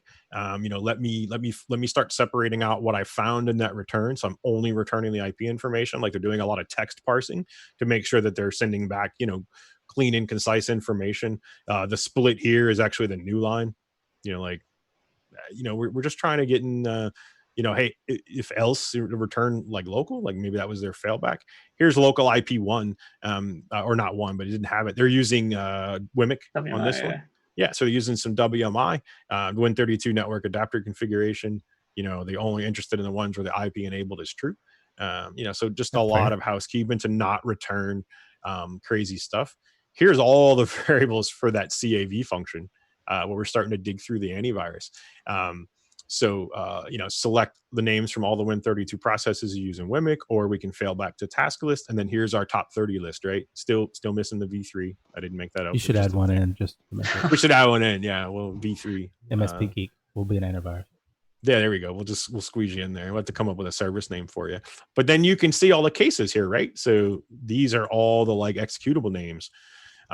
So that way they don't have to remember, they don't have to remember that, this is, I'm guessing is part of Trend Micro. I know that's part of Trend Micro. They don't have to remember what AV engine was part of. Like they don't. And have it's to worry adding about them all together to see what all's running, because that's Mhm. what the RAV plus equals. So it's Yep. adding We're storing a additional string. data Mhm. with a comma toward the end of it to a specific variable, which is RAV. Yeah, which is that. So if you have 6 AVs running, it will Right. input all of them, and I guess you can try see to this kill them just all. goes on and on. Yeah, maybe they were using it for we know what attacks work against certain AVs. Maybe they're using to enumerate a list of what to kill. Maybe they were using it for super great name here, just bot header. Like, hey, we're a bot. Like, here's the header. So yeah, they used all that list. You can start to see like usernames, computer name. These are the things, local IP, AV now. If you remember, that was the string of what security products were running on the machine. So they got pretty, we're down here around line, 1180 or so of this. They got pretty in depth with a lot of this. Here's the version information. Like, this is kind of what I like. They stretched it really, really good. So we had, we have the service pack major version. We're trying to pull that out. We're trying to pull minor version. We want all of these details. They're getting down, obviously we need to know architecture. This is kind of funny. There's a lot of reference to this. So skid or skitty or script kitty. There was a lot of references to this. We want you to know that they're elite. They want everyone to know that they are. Well, I mean, somebody probably bought this online, and the guy who wrote it was like, "These guys are Right. going to love this crap," and just put a script. Skiddy, absolutely. skid, So they're elite skids here. Here's all that like markup language stuff. Which here's another one with the skid reference, the 65536 here under the hardware ID. I'm thinking if hardware ID had some sort of failure or whatever, it kind of just failed back to the skid value. I didn't actually dig through that fully, but here's that AV now string. So you can see this is that long string I said. So when they go to assemble it, they're assembling the hardware ID, the production, the username. So all these were just assembled into a string that got sent back. It just got exfilled back over it, OS bits. I like how they call it bits. I've seen a lot of people do that. Yeah, I mean, and all this data is, I mean, I'm sure there's a Wikipedia for flaws that I could execute on your machine version based on its hardware ID and its OS censor that version. We'll censor that out real quick. Maybe nobody will notice. Nobody saw it. I didn't see it. No. And so we have a function random string. Like we're just like out of these characters. Like maybe we just need that. Here's that. So there's a couple parts to this whole thing. Number one is, again, in general with malware analysis, the very first thing that you can do, and even for MSPs, if you see something, a file that you're not sure what it's doing, the very first thing or the most obvious thing people do is don't run it. Send it. Right. Open it up in plain text, right? You want to view the plain text behind it, because 90% of the time you're going to see, if it's a legitimate program, you'll see the actual functions that are being called by name. All right, I opened it. Now what? This is what it looked like. This was the original one. Right. So immediately you can see something is slightly off. They obfuscate it is because they know that if people see, hey, why is this program running ipconfig or pulling WMI queries? What does it want my username for? Like, what's it doing? Why is it making a request to the internet? Right? Like, if we can see that in plain text, then we're going to say, hey, this is a virus. We're not going to run it. But if they obfuscate it, it's harder for us to see that. Some of the basic checks for malware is running string matching, right, against these types of things. And if that can't happen because it's all obfuscated, then the only way the antivirus can find those strings is either deobfuscated somehow or executed in a virtual, safe environment, so to speak, to see how the code reacts. And to those of you who don't know, most programming languages don't care what it looks like as long as it can be compiled and run. So absolutely, you could just have done terrible things. Yeah, you can smash your face against the keyboard, and as long as it is, semi okay, that will run. That will execute just as it is. I mean, this runs like this clearly runs. So this is like, remember when I said there were 17 of these mathematical operations to decode. So you gotta realize this variable, like, so this was that thing where I screenshot, but if I turn on word wrap, you'll see that it's a whole lot longer, right? Yeah. So this was actually this is the encoded code. Right. And this is why, when I said pretty text editor, this is why those things are useful. So if you look over here on the left-hand side, this is Ultra Edit. It's just my preferred one, but the other ones do this too. You can see the line numbers, and you can see how this is line 122, but this is a dot. That's telling me that it's still the same line. Yeah. And here's line 123. It's so long that I have to wrap this without you telling me to wrap it. Without you telling me. It wraps at 4,096. Nice round number. Is where it wraps. So there's, we're all the way at the end of there. But if I, they obviously have word wrap features, so I can see, like, when I start seeing this wall of stuff, I'm like, okay, that's something totally shady going on here. Here's all the math, right? Like, here's this is that secret decoder ring we were talking about. But down here is like this. I didn't dig into all this, but this probably says run my evil stuff is probably what that function does. But instead, we get it to spit out. We get it to spit out this was just the downloader, right? So here was there's another one of our vulgar, we'll just didn't happen. We'll get that out. So they're just that won't run because an asterisk is not a character that is allowed. Absolutely. I'm hoping it doesn't run. That's a good. This isn't this isn't a virtual machine. I'm hoping it doesn't run. So yeah, there's we're waiting for internet access. We're telling it where to. Right. So look right there. It's doing a GET request, right, to the URL. Yep. That's not normal. If you see that in a program that's not expected to be able to communicate with the internet, then you have you're running some malware or something. Yeah. So p now is their function for, hey, grab this URL and save it somewhere. Right. These are the two variables that they want. So they were able to pass over, here's my environment. So this is where they're building the data about the environment that they're living in. A lot of these functions got reused. Like, see this username one, it appeared in both the original attachment download as well as the rat itself. So they reused a lot of code, which is good. I mean, I'm not going to rewrite all this code. Here's that where we're going to store stuff, that notepad. Mm-hmm. Here's that Russian site. Here's the whole, that was the let me build this regserve32 command, and then we'll kick it off and run it. A lot of this stuff's pretty interesting, right? So DQ, you can see that DQ here is just actually a reference to an ASCII character. You can probably guess what 22 is. Should be a quote mark. So they're now building this variable to contain, hey, save 2 in here. XX1's probably just a text string. So this is all, again, trying to hide from string matching stuff. We're hard coding it. We're going to call it AMSI.dll. They're not worried about that. But a real common thing you'll see in some of these malware bits is a variable to represent some other normal single character. We've seen some pretty creative stuff. There was that, I wish I had a quick example. That delayed expansion thing was a pretty interesting, where they were just using variables in a command line, replacing a couple of letters with one thing. And it was anywhere that got reused. They were putting variables in for just innocuous normal characters. And they do that to just kind of break up the ability to detect that stuff, using some sort of pattern matching or systematic thing. That's why a lot of this stuff, here, this is really creative. Go. I commented that out because I didn't want to pwn my own machine. But I think you replaced the website with 8.8.8.8.8, so I think you're fine. Yeah, absolutely. Well, funny thing is, though, this was the root. Sometimes they leave that in there because they want to make sure the machine. One of the things they do is they want to see if the machine has internet access, right? Oh yeah. Yep. So if there's no internet, it doesn't even bother trying to do anything. It'll either wait or try again later, or it'll just delete and say, "Okay, I can't do anything here. Let's not." Well, this one will just end itself. Return default. That one I actually tested because I was curious what it was doing. It's a sleep function essentially. Because when you request something from 8.8.8, which is Google's DNS server with a random file path, it'll just hang. And so that's why it sets the timeout. It's asleep. Got it. That's cool. And it's probably only asleep if there's internet. Maybe there's I wonder what happened if you didn't have internet. Yeah, I don't think it would work. Now I'm curious. Yeah, now we're building additional ways to test this. Right, now I know what we're going to be doing later. Right, sending a Slack message right now to remind myself.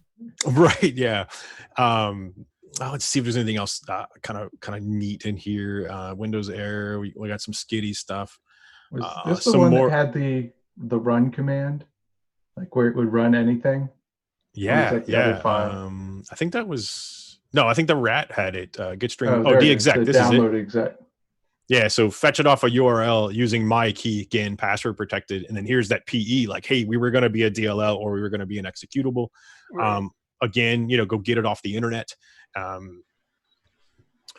There's some, X decrypted is them passing it through that RC4 function. So that calling that encryption these days Not is really yeah, no, but it's right. It no gets them one's by. gonna Like, immediately be like, "What's RC4 encryption?" But if you say it's base 64 encoded, they're gonna be like, "Oh, I can." There's a website. There's a like that, .org available for that. And I can use. And now. you can see that there's like they're building some of this, like, hey, if Based off what XPE type is equal of to PE you EXE, found it, yeah. then final is XAP plus temp now.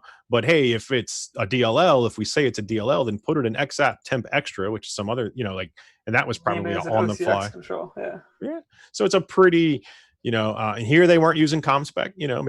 Maybe that's in version 2.0C. Maybe they're watching. They're going to do some updates to it.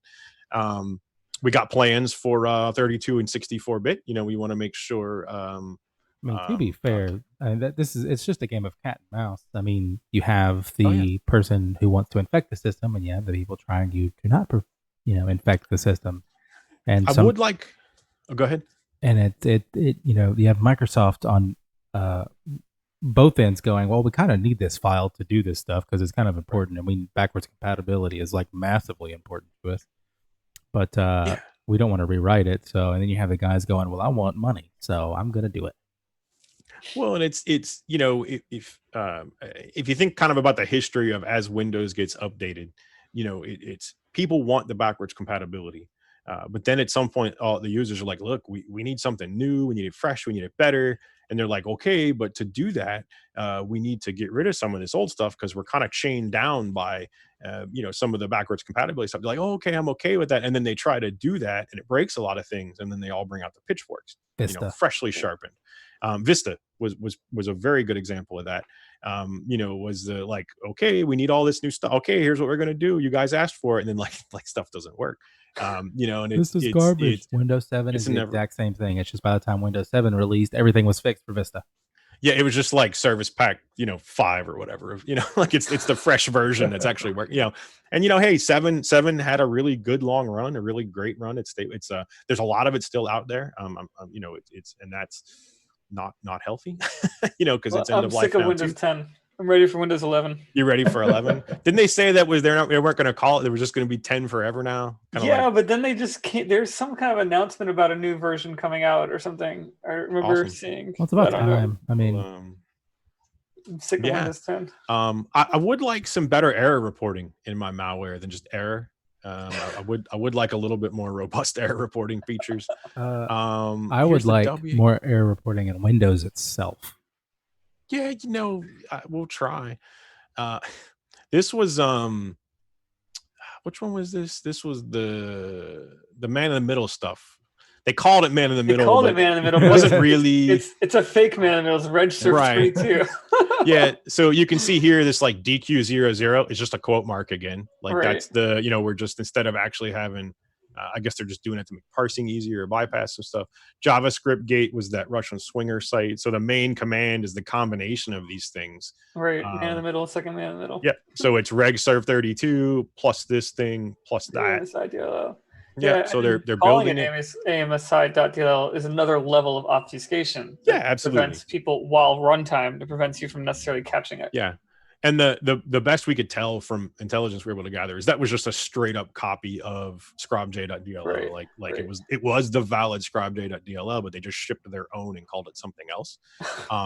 Execute task is kind of fun because this is the one where they start really heavily relying on that markup language I talked about. Right. And it also has a lot to do with reporting. Like these task replies are in there to say, hey, tell me what happened. This was the more eggs part. If you want to learn more about that section, you can easily Google more eggs, malware, more eggs, backdoor, more eggs, JavaScript. You'll get some pretty interesting information on that. That digs in a little, like this was, I think, borrowed from that to kind of meld into this. There's actually, we talked about that already. There's all the returning 0. There's the task executed, hey, that 1 or 0 shows like what kind of task it was too. So that task ID has, they know what task they asked to execute or not, in there. We're guessing that they probably just in the command and control side of things, there is a list of like all the commands, the 1s and 0s. Hopefully it's got some nice filter tabs, sort by ascending, descending. Maybe it's got some nice timestamps. We can Yeah. all dream. I mean, I've been preaching this since like day one. Is like data. Data is so important. You gotta, you don't know what's going on. You don't know what's happening. Then how you expect to continue on the path to success? One of the interesting things that we can talk about here is the level it's opening to allow for social engineering. Right? I mean, social engineering, most people think of as like, oh, okay, someone does a cold call or someone and makes their way into the network, or someone walks in and makes their way into the network. But over here, I mean, making your way into the network is a program popping up onto your computer that appears to have a lot of information that you wouldn't expect them to know. Right? You getting an email that the email has information you wouldn't expect them to know unless they're legit. Right? If they know the exact antivirus software you're running that you pay a subscription for, or if they know your exact Windows version and they've never been visibly on your computer, then you wouldn't expect them to know that. So that's a level of social engineering that they can then utilize against you. Well, and there's a lot of things you can do with this. You can collect just about anything. Say you somehow manage to collect the name of the IT service provider or the name of someone in the IT department, and then you just call in and you say, "Hey, this is Bob over in 123 MSP, and hey, is this so and so? Is your computer name this? Yeah. Hey, we're having some trouble with our whatever. Can you download this link and get it running for us? The social engineering implications. Fine, I guess. Right. Yeah. If you need me to, so yeah, I mean, you could really go that route with it. I didn't even, I guess now that you mentioned it, it's so obvious, but it was not something that I even thought about when I was doing the first run of research on it. But yeah, those implications. Hey, Mindy, the point of having vulnerabilities is one thing. Like that's a major point, right? Because then you can look up, what software they're running, what's vulnerable, what version are they running, what can I execute to get around this stuff. But the social engineering side is also, it's hidden because most people don't think of it that way. Yeah, well, and hacking humans is way easier than hacking computers. Let's just be honest. Like hacking the layer 8 hack, that's the easy one, right? It's the other ones that pose a challenge. I love social engineering. It's like me too. It's just so interesting because people are very trusting. And it's insane how trusting. I mean, but that's how most of us are raised. It's like, hey, if someone needs help, you extend a helping hand and you be that person. You be the bigger person. You take that chance to help them out. And if someone's like, hey, someone comes in with a, it's the excuse. Someone comes in with a hard hat and a clipboard that can go anywhere, right? Yeah, absolutely. And I don't want to mess with him. He's doing his job. I mean, why am I going to mess with him? I mean, he's obviously important. I mean, he's got a clipboard. There's nothing on the page, but I mean, it looks important. Oh yeah, no, that's that's an age-old thing, and it genuinely works. I had worked in loss prevention for a while, and part of my job was testing physical controls, like physical access into a building. I bought a South Central Bell hard hat at a thrift store, and with that, a clipboard and a screwdriver or a butt set, you can go anywhere you want. You can go anywhere you want. Yeah. Hey, I'm here to work on the phone system and just have it's funny because technically phone lines don't fall under like HIPAA regulations or anything like that, right? Because they're considered to be non-digital or whatever. Right. I mean, you can walk in with any building with that equipment, like you just mentioned, and walk straight up to your phone room, hook right up to the line, and you can hear whatever conversation is going on at the time. There's no security required. If you can find some analog lines, I mean, plug in a USB to a couple of servers on your way to the room where everything is stored. That is critical and doesn't require anything to get into normally. I mean, absolutely, it's amazing.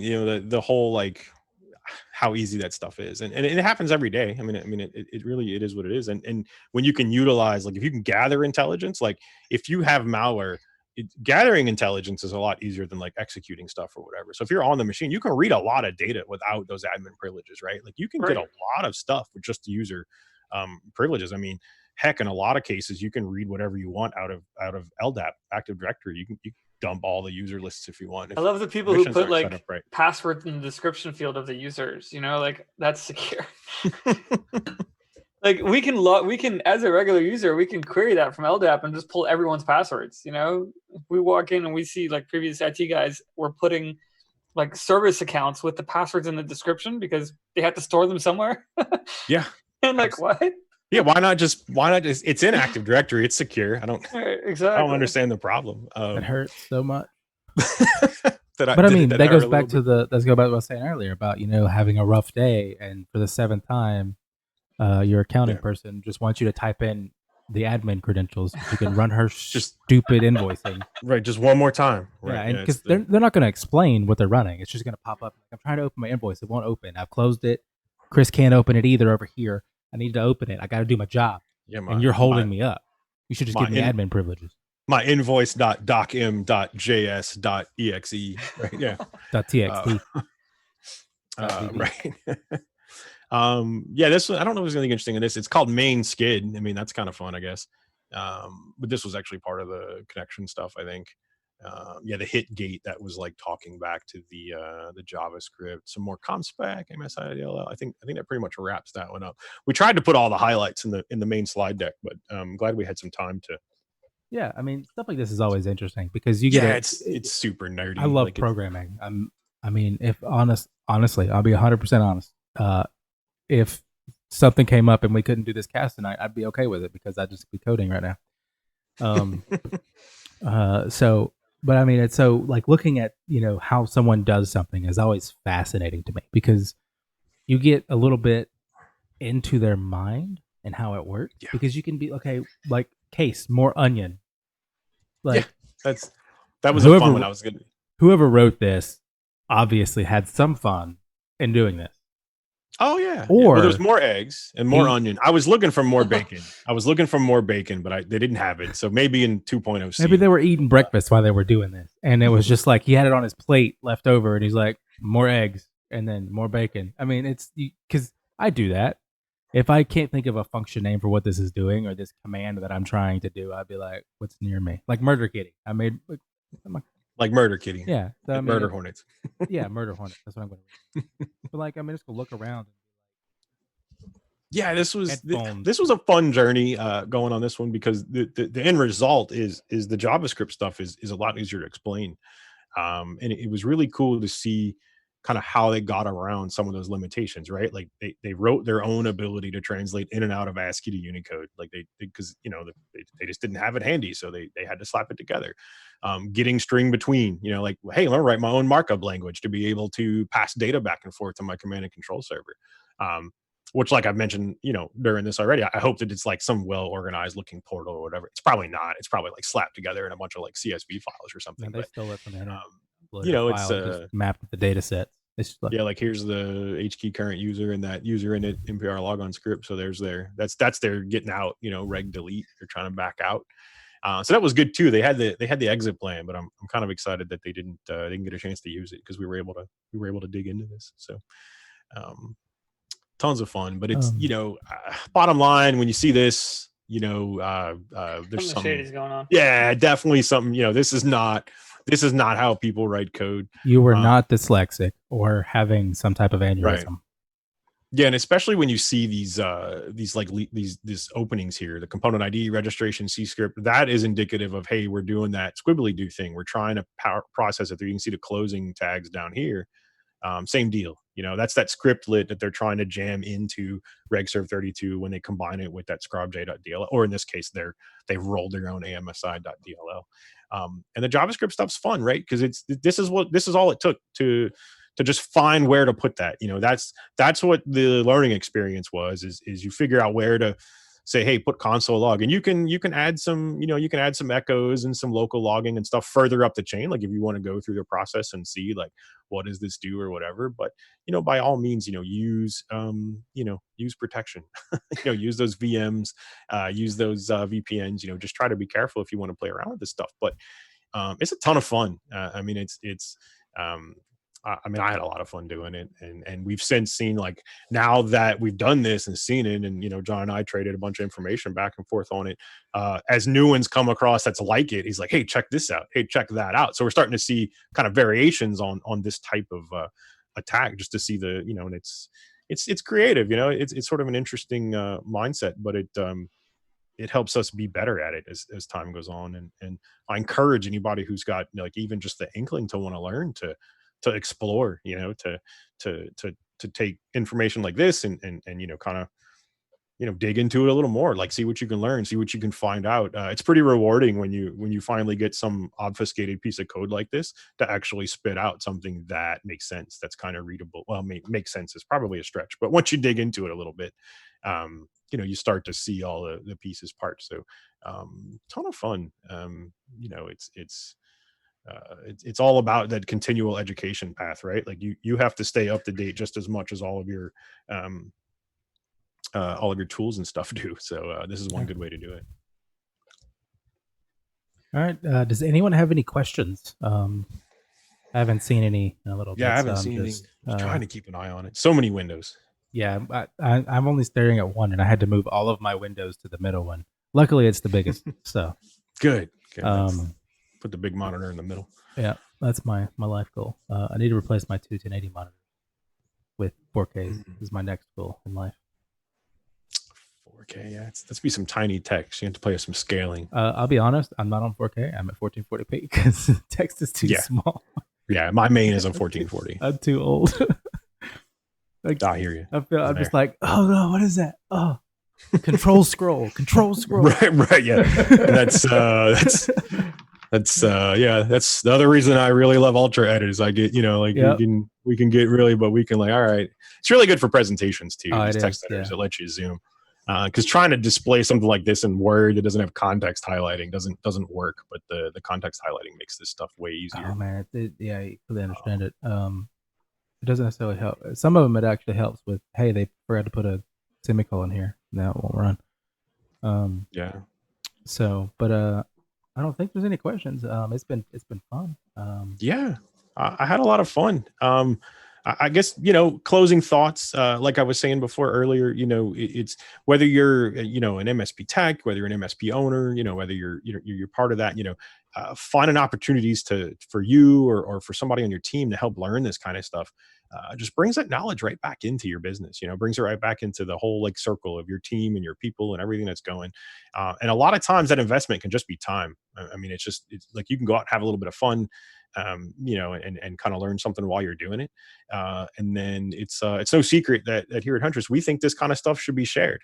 Obviously with proper due diligence. I mean, certain types of vulnerabilities that we probably shouldn't go to Twitter first, but here's how to hack your Windows versions without any requirements for anything. You just run the CXE and then boom. Yeah. Right. Yeah. That's probably not the first place you want to put that is out in the wild, so obviously, exercise some due diligence with that sort of stuff. Microsoft will not be happy. Yeah, no, probably not. I don't know what they'd really do about it at this point. Probably Patch Tuesday will come early. But hey, if you share what you learn, with your peers, with your with your vendors, with your groups, with your, if you got little meet and greet groups and stuff, or right now probably Zoom groups or whatever. But if you meet and hash, let's talk about the stuff that it just helps keep that security on the mind for everybody all the time. And that's part of one of our, if it's part of one of my missions for sure. And certainly one of Huntress's to kind of just spread this sort of stuff, let people, we can have a little fun while we're doing it, which is awesome. I love nerding out like this. I mean, this is a ton of fun. And yeah, I mean, I'm guessing we're all out of questions. Thanks everybody for hanging out, having a good time. I hope it was fun. I hope you enjoyed it. I'm sorry it's not 3 hours of hacking like the last time Huntress was on, but well, I think Kyle did my best. Went on a tangent. We did more code digging than we did last time. You got Kyle fired up, and he went full send. It starts with one question and then another question. He's like, "Oh, look at this! They go into the command.exe and they're running command and run." Oh man, I was just like, this is fantastic this information. Is more like digging into the actual code and what happened. It's thankfully this was a bit of curated content. We were trying to create, roughly about 45 minutes or so of actual curated content. But in these podcast environments, I like that we can kind of go off book a little bit, and field questions from the crowd and whatnot. So it was fun. I had a great time. Hopefully we can do it again sometime. Yeah, I'd love to. I mean, this style of presentation, and I mean, we've made some improvements to our overlay systems than what we had, and it's working pretty well. Yeah, I mean, keep an eye on it. It looks cool. We want to be able to provide information for the community that they may not necessarily be able to get, and we want to be able to share with them, tutorials, help. How do I do X? How do I do Y? Just because no one's doing this, no one. And it's very surprising in this age with how many technical gamers there are that no one's creating content like this. I'm glad you guys joined us. It's been super fun. We hit 2 hours recording. We're at 2:02 right now. Nice. I like it. We've been live for 2:01. So nice. Well, awesome. I had a lot of fun putting this together. A lot of help from John, Annie on our marketing team. We had a ton of fun slapping this together. And I say slapping it. She's back on the call. That's why our cameras are back up. Yeah. It was a bit more work than that, but it was a lot of fun, and it's good. Like you said, like not a lot of people are sharing this and doing this. We believe this kind of stuff should be shared. People need to know, people need to learn. And then, that just makes us better at our jobs, whether you're a tech, whether you're a vendor, whether you're just someone who wants to know more about how that weird box on your desk works. It's right. Just learning kind of stuff. It kind of just gets you into it. And hey, hopefully, maybe it sparks someone, says, hey, I want to dig into this more. Like maybe I want to specialize in some of this or do this. And then it's a ton of fun. It just creates a really good community. The security community's got some pretty awesome folks in it. It's fun to hang out with them and meet them and do this kind of stuff. Yeah. Usually I like after a few days after, nice calls like this, where it's like security or something focused, I'll be doing that one thing. And then the back of my mind would be like, is this safe? Is this secure? What are you doing? Why are you doing this? Is this more eggs? That one, yeah, exactly. That one time is all you need to make sure that you're not doing something stupid. Even if you're having that rough day, it may take a second to just step back and be like, "This is a Word document wrapped in a JS file. Do you even know what this is? Why'd you click on it? Why'd you click on it?" Speaking of doing something stupid, a lot of us play around on Shodan, right? Like you use that as a search engine, security search engine. The number of open RDP ports that have opened up in the last 30 days or 45 days has been astounding. Don't use RDP. Yeah, so please don't use open RDP. I know that someone just wanted it done real quick this one time because they need to get in tonight, but that leaves you open to quite a front. But we can see when things like a crisis or something like that causes people to make this, hey, we just got to get it done, and then we start skipping over the basics. Like no open RDP is a very basic thing. Probably about as basic as don't run that JavaScript attachment that says it's an eFAX invoice, but it all ends up in the same place. On the last cast we had with Perch, they actually pulled this up, but I don't know if you want to do it again. If you want to actually open up Shodan and show people who are still watching what that looks like. And we can do that. Let me because it's nothing really scares someone than seeing it right in front of their face. Yeah, let me see if I can get that pulled up here. Yeah, I don't know, Kyle, how many people are still watching, but 23. 21. Oh wow, okay. 21. So you guys are gonna see, I don't know if you're familiar with Shodan or not, but you're gonna see something that's gonna scare the crap out of you. We've this makes people fun. I'm actually gonna log in so I can use the port filter. So nice. Yeah, so so Shodan's a pretty cool search engine. If you sign up for a free account, your search history, I see it. Oh nice. Yeah, all kind of weird stuff in there. Supposed to open incognito. yeah, I should, but then it doesn't have my password manager doesn't work. Right. So but yeah, so screenshots of servers that are reporting in that are open RDP. This is, you can search port 3389. You can say, hey, how about 3389 running Windows Server 2003? Oh, please don't. It does a string search from the screenshot. FYI, does OCR recognition on the screenshot and does a screen search on it. Yeah. So you can see that down at the bottom, and then also if there's a specific username you want to look for, like this is gonna suck, but change your 3389 after port 3389, put in LabTech and see what happens. Please don't. Just the word LabTech. No. Oh God. When we did this last time, there was like way too many things. Oh, there you go. Here we have open LabTech servers with open RDP. This is Windows Server 2019 or 2016 showing up. Yeah. Mm-hmm. Yeah. Lock your stuff down, folks. Please lock your stuff down. You can see the stuff here. Let's see. This is just United States. Let's just say just shy 1.4 million of these reporting in. This is other user. So yeah, and this is all like just straight up there on the internet. These are modern OSs too, like. And everyone's like, you know what? I'll just use 3390. That's secure, right? Well, there's only 8, so it's a little bit better. But yeah, and with Shodan, it's also like you can search for user agent string. You can search for like 3CX or SIP, and if there's any kind of system that you can search for NVR, DVR, any of those that you search for will come back because it's. You didn't see anybody according to the internet. If it responds back, it will log it in Shodan, which is a publicly available it's Wikipedia for security ways to get into your system. So please, for the love of all that is secure, lock your stuff down. Yeah, I don't think I have any other really cool ones. Yeah, The bad thing about the Server 2003 ones is a lot of them are still vulnerable to Bluekeep. Oh yeah. So definitely if you still got any O3 stuff out there, please murder kitten it as quickly as possible. Perfect. And then I believe it was yeah, so 4.7 million. And I think there was some stipulation that some of that got shot up a higher number because they started looking at IPv6 too. So you're not even safe if you're using obscure IPv6 stuff. But that's 4.7 million targets right there. Search for port 5060. 5060. Yeah. That port sounds familiar. It does. So these are phone systems or phones. Oh, it's SIP. Yeah, SIP. It's SIP, yeah. Yeah, SIP origination. 13.8 billion. Information about the system from the user agent string. And like it's you have default passwords or whatever. I mean, the people who are hacking your systems, like evil SIP, what was it, Kyle? SIP vicious. SIP vicious. SIP vicious, yeah. Right? If they're hacking your systems, this is where they're getting the information from. This is free, open. They don't. It's not a lot of effort to get this information. And when we say the term low hanging fruit, this is it right here. This is the tree. This is the 13.7 million is a and it is bountiful. Yes, it is. And you can see the majority of them. Germany is 6.5 million of them. Mexico's 2.7. Actually, we're not even in the top 5. Yeah, well, I was going to say, I'm surprised. Man, it's for SIP. Germany must love SIP because for 6.5 million entries and not a lot of they also like square footage of real estate.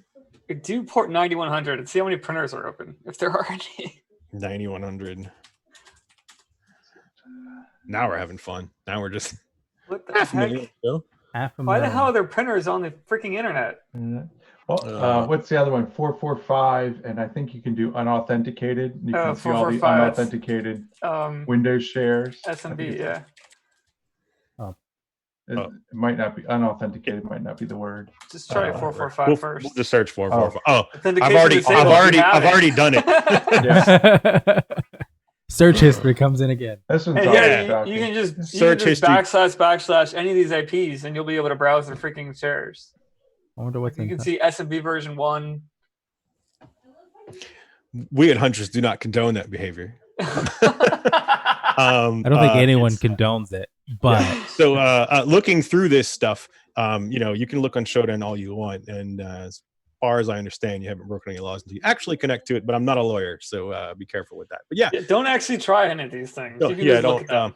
But use this, with your clients. Search their there's a option to look at your own internal stuff. So if you have stuff there's a couple that I know of for me personally. I'm not going to mention them because obviously not. But I know of them. I know why they're there. I know why they respond. So yeah, they have a pretty affordable account for personal use. Like you get a limited number of monitors and stuff like that, and you can set up monitoring for like maybe your home network or maybe your business IP or whatever, and say, hey, it'll alert you if it sees another service pop up on those. So not a lot of money, not a lot of investment. Shodan's one of the cheaper tools you can actually spend some money on if you want to. You can use some of the search engine stuff for free. I think it's like $50 or $60 a year, and you get some of the monitoring, and you get some of the additional, like you can use some of the better search queries and stuff like that. They have an open API as well. So like I think there was someone who built an integration with LabTech or Automate that ran scripts against their customers' IP addresses and came back. I think it was either Gavin or Chris Taylor or someone. I don't remember. One of those guys using the API. Yeah, they have a command line thing you can use in scripting and a lot of stuff like that. So a lot of neat stuff, but very inexpensive security tool that it's definitely worth investing in if you want some of the extra features. The other thing you can do though is if you have a customer is giving you a hard time with security, they're like, we don't need that. No one's going to find me. What's the big deal, right? It's not hard. Sit them down at a computer, pull up Shodan for them, put their IP address in, and watch their face drain. It's not hard to scare the crap out of them with it and get them to agree to for a security budget, because that's what it takes sometimes in order to get them to agree or realize that security is an issue. Or simply plug a USB key and that will destroy their entire computer. Make sure you have backup. Always make sure you have backup. Yeah, this is But I mean, yeah, some quick Shodan searches can certainly enlighten as to the generic hygiene of would be networks. to say that they panic the individual that you showed them to. Nothing gets budget approved faster than panic. Yeah. Yeah, and unfortunately, that is the way that some folks learn. Either they learn on the heels of an incident, like something bad happens, and then they react to it. Another one is, like you said, panic. They find something like, oh, how do we take this down? How do we get this solved right now? There's a sort of an operational maturity level of folks that when they start seeing the value in security and seeing that, and tools like this is what you can use to help present that to folks. You can say, hey, how good do you think your security posture is? And, obviously you're going to go ahead and do that Shodan search before you head over to their office and talk to them. Make sure there's something you want to, that's a really good investigator's tip is only ask questions you already know the answers to. I love doing that. My favorite thing, especially to my kids. That's an awesome investigator tip. And, that's something you can do. You can kind of effectively do that if you can gather some of that intelligence ahead of time. And Shodan makes it nice and pretty and puts it all together for you. You have to go not a lot of money with the mantra of layers. It's you get. I like Huntress. Huntress is fantastic. But if you only put in Huntress, you're going to be very disappointed when you get hacked or something, gets by it. I mean, it's layers. You got to put up email security. You got to do email training to what to look for, phishing. You got to do social engineering training. If someone calls in and says, hey, I'm John from so-and-so, you got to do AV. You got to do malware protection. You got to do advanced threat protection, firewall, sandboxing. I mean, you can get like super in depth with security depending on how important your intellectual property is to you as an individual. Absolutely. The cliche of defense in depth is something you hear over and over again, and it's not just something that was like randomly made up for some people who want to sell more security. Like it really just is the way that you have to do things. And I know one of the common objections these days is oh, but last year or whatever you told me this was all I was going to need, and that's just sort of a behavior that needs to change. At the level of like, you can't ever tell anyone that this is the last and everything you will ever need for your IT or your security or technology. And that was something that, maybe was more relevant, 5, 10, 15 years ago. But now, things change very fast, very often. And just like, you've got to buy a new computer or you upgrade to a new car or you get the new, latest and greatest, cable box or whatever. I guess if people still buy cable, I think everyone streams everything now, but you got to get those new features, new security, new whatever that's going on. That just applies to everything. Like it's not just, I moved recently and the cable guy came to install my new cable and it was like, you have this old box. It's like 17 years old. You're not going to get the speeds. I mean, obviously I was still getting the speeds because I'm an IT guy. So I know if I'm not getting my proper internet speeds. But I mean, aside from like the stuff, I mean, so a good analogy for security and layers is like Kevlar. Everyone's familiar with body armor. That's not a piece of steel. It's layers and layers and layers of fibers and foam.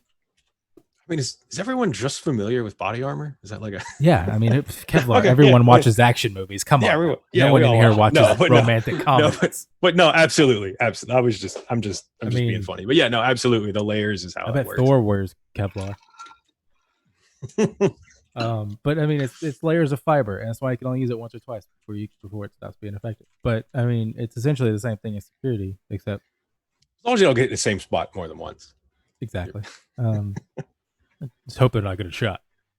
Yeah, it was just they won't shoot me in the same place again. No, hopefully that doesn't work for body armor or security. Stick and move. Yeah, just keep moving. Zigzag. Serpentine. Yeah. There we go. That's the word I was looking for. Serpentine.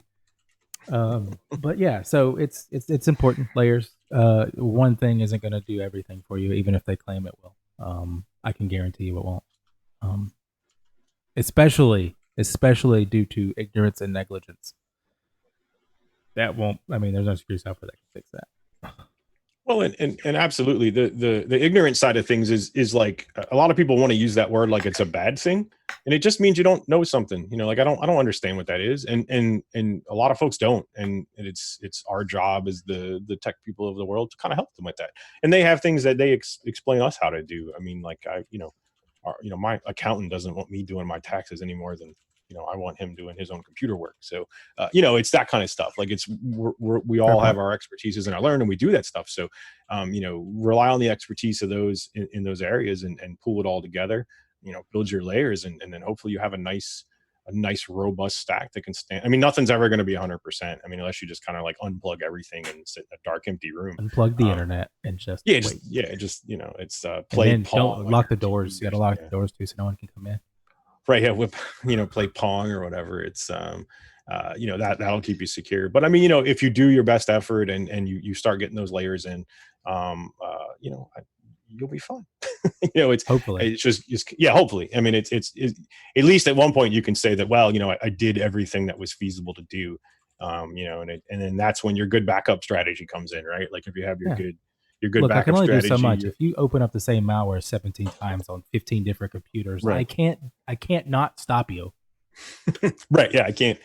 And that's when you have that contingency plan. You have that safety net of your immutable on and off site backups.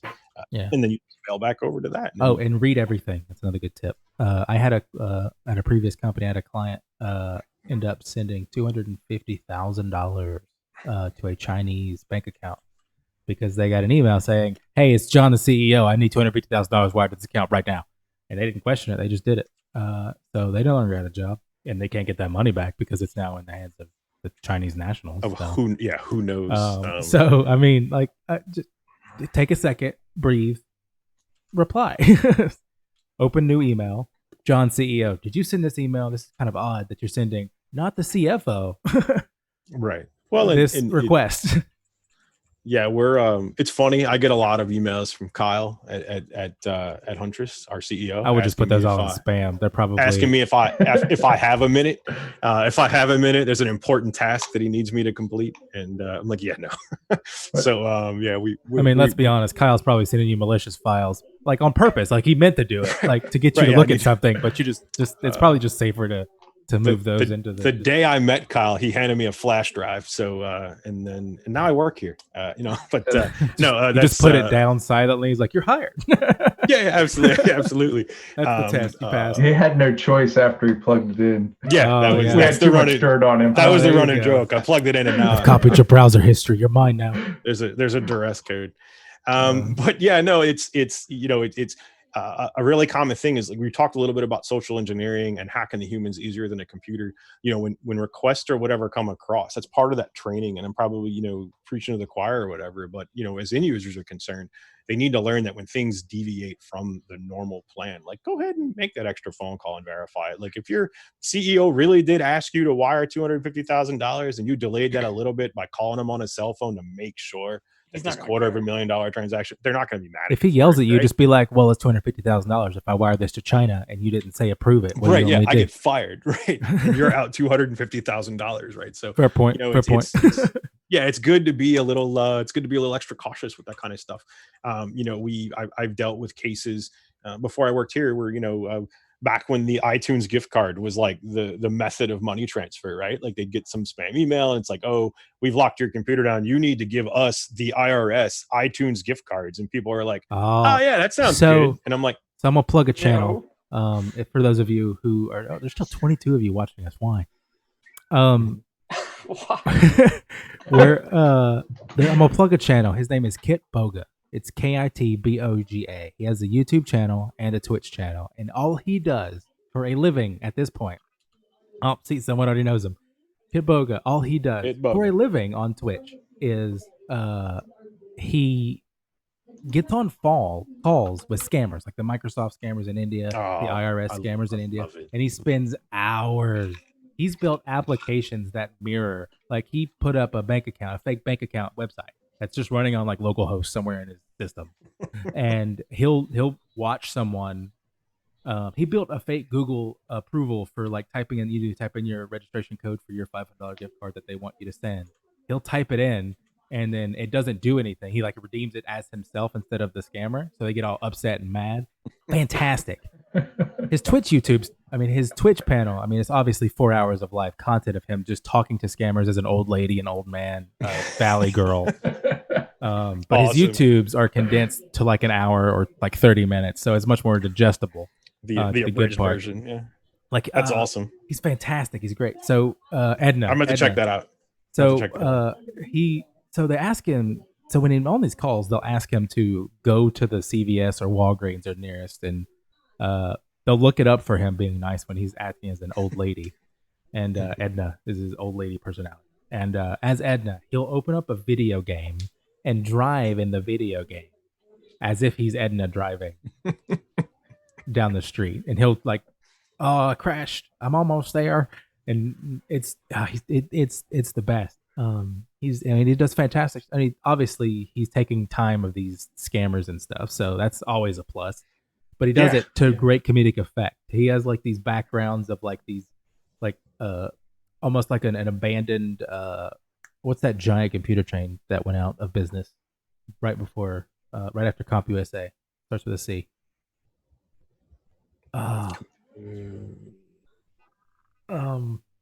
Starts with a C before after CompUSA. Not that. That's not what I want.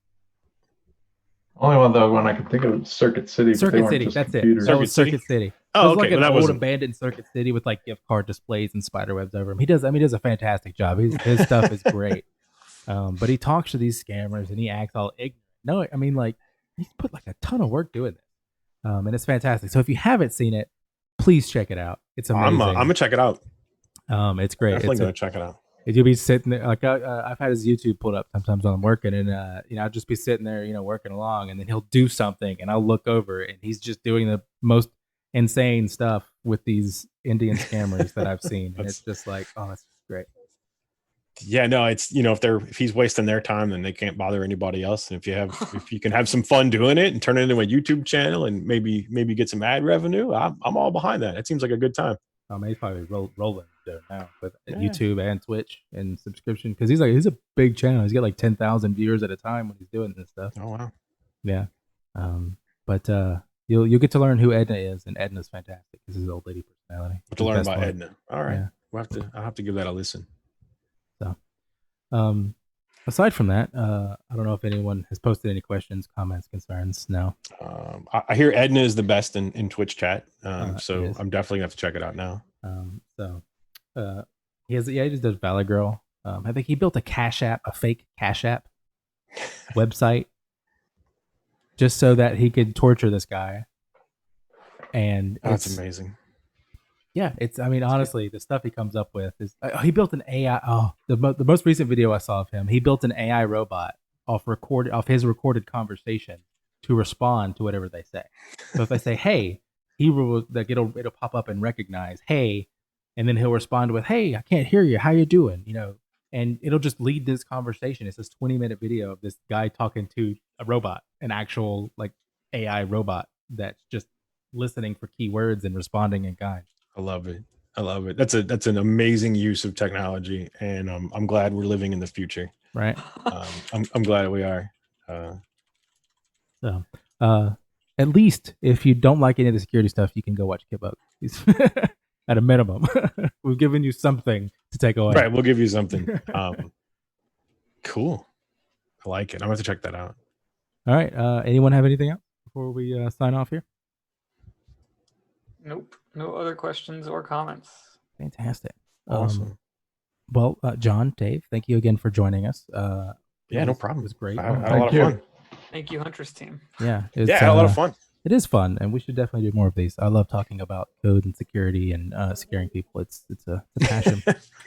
Yeah, absolutely. So, but as I like to sign off on all these, like, subscribe, ding the bell, whatever else. Subscribe. We're Twitch. You can subscribe on Twitch now if you have Twitch Prime. You can link it, subscribe it, give us some money.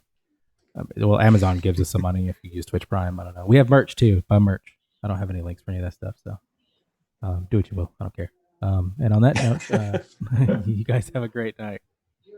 Awesome. Night, guys. Oh, thanks. You too.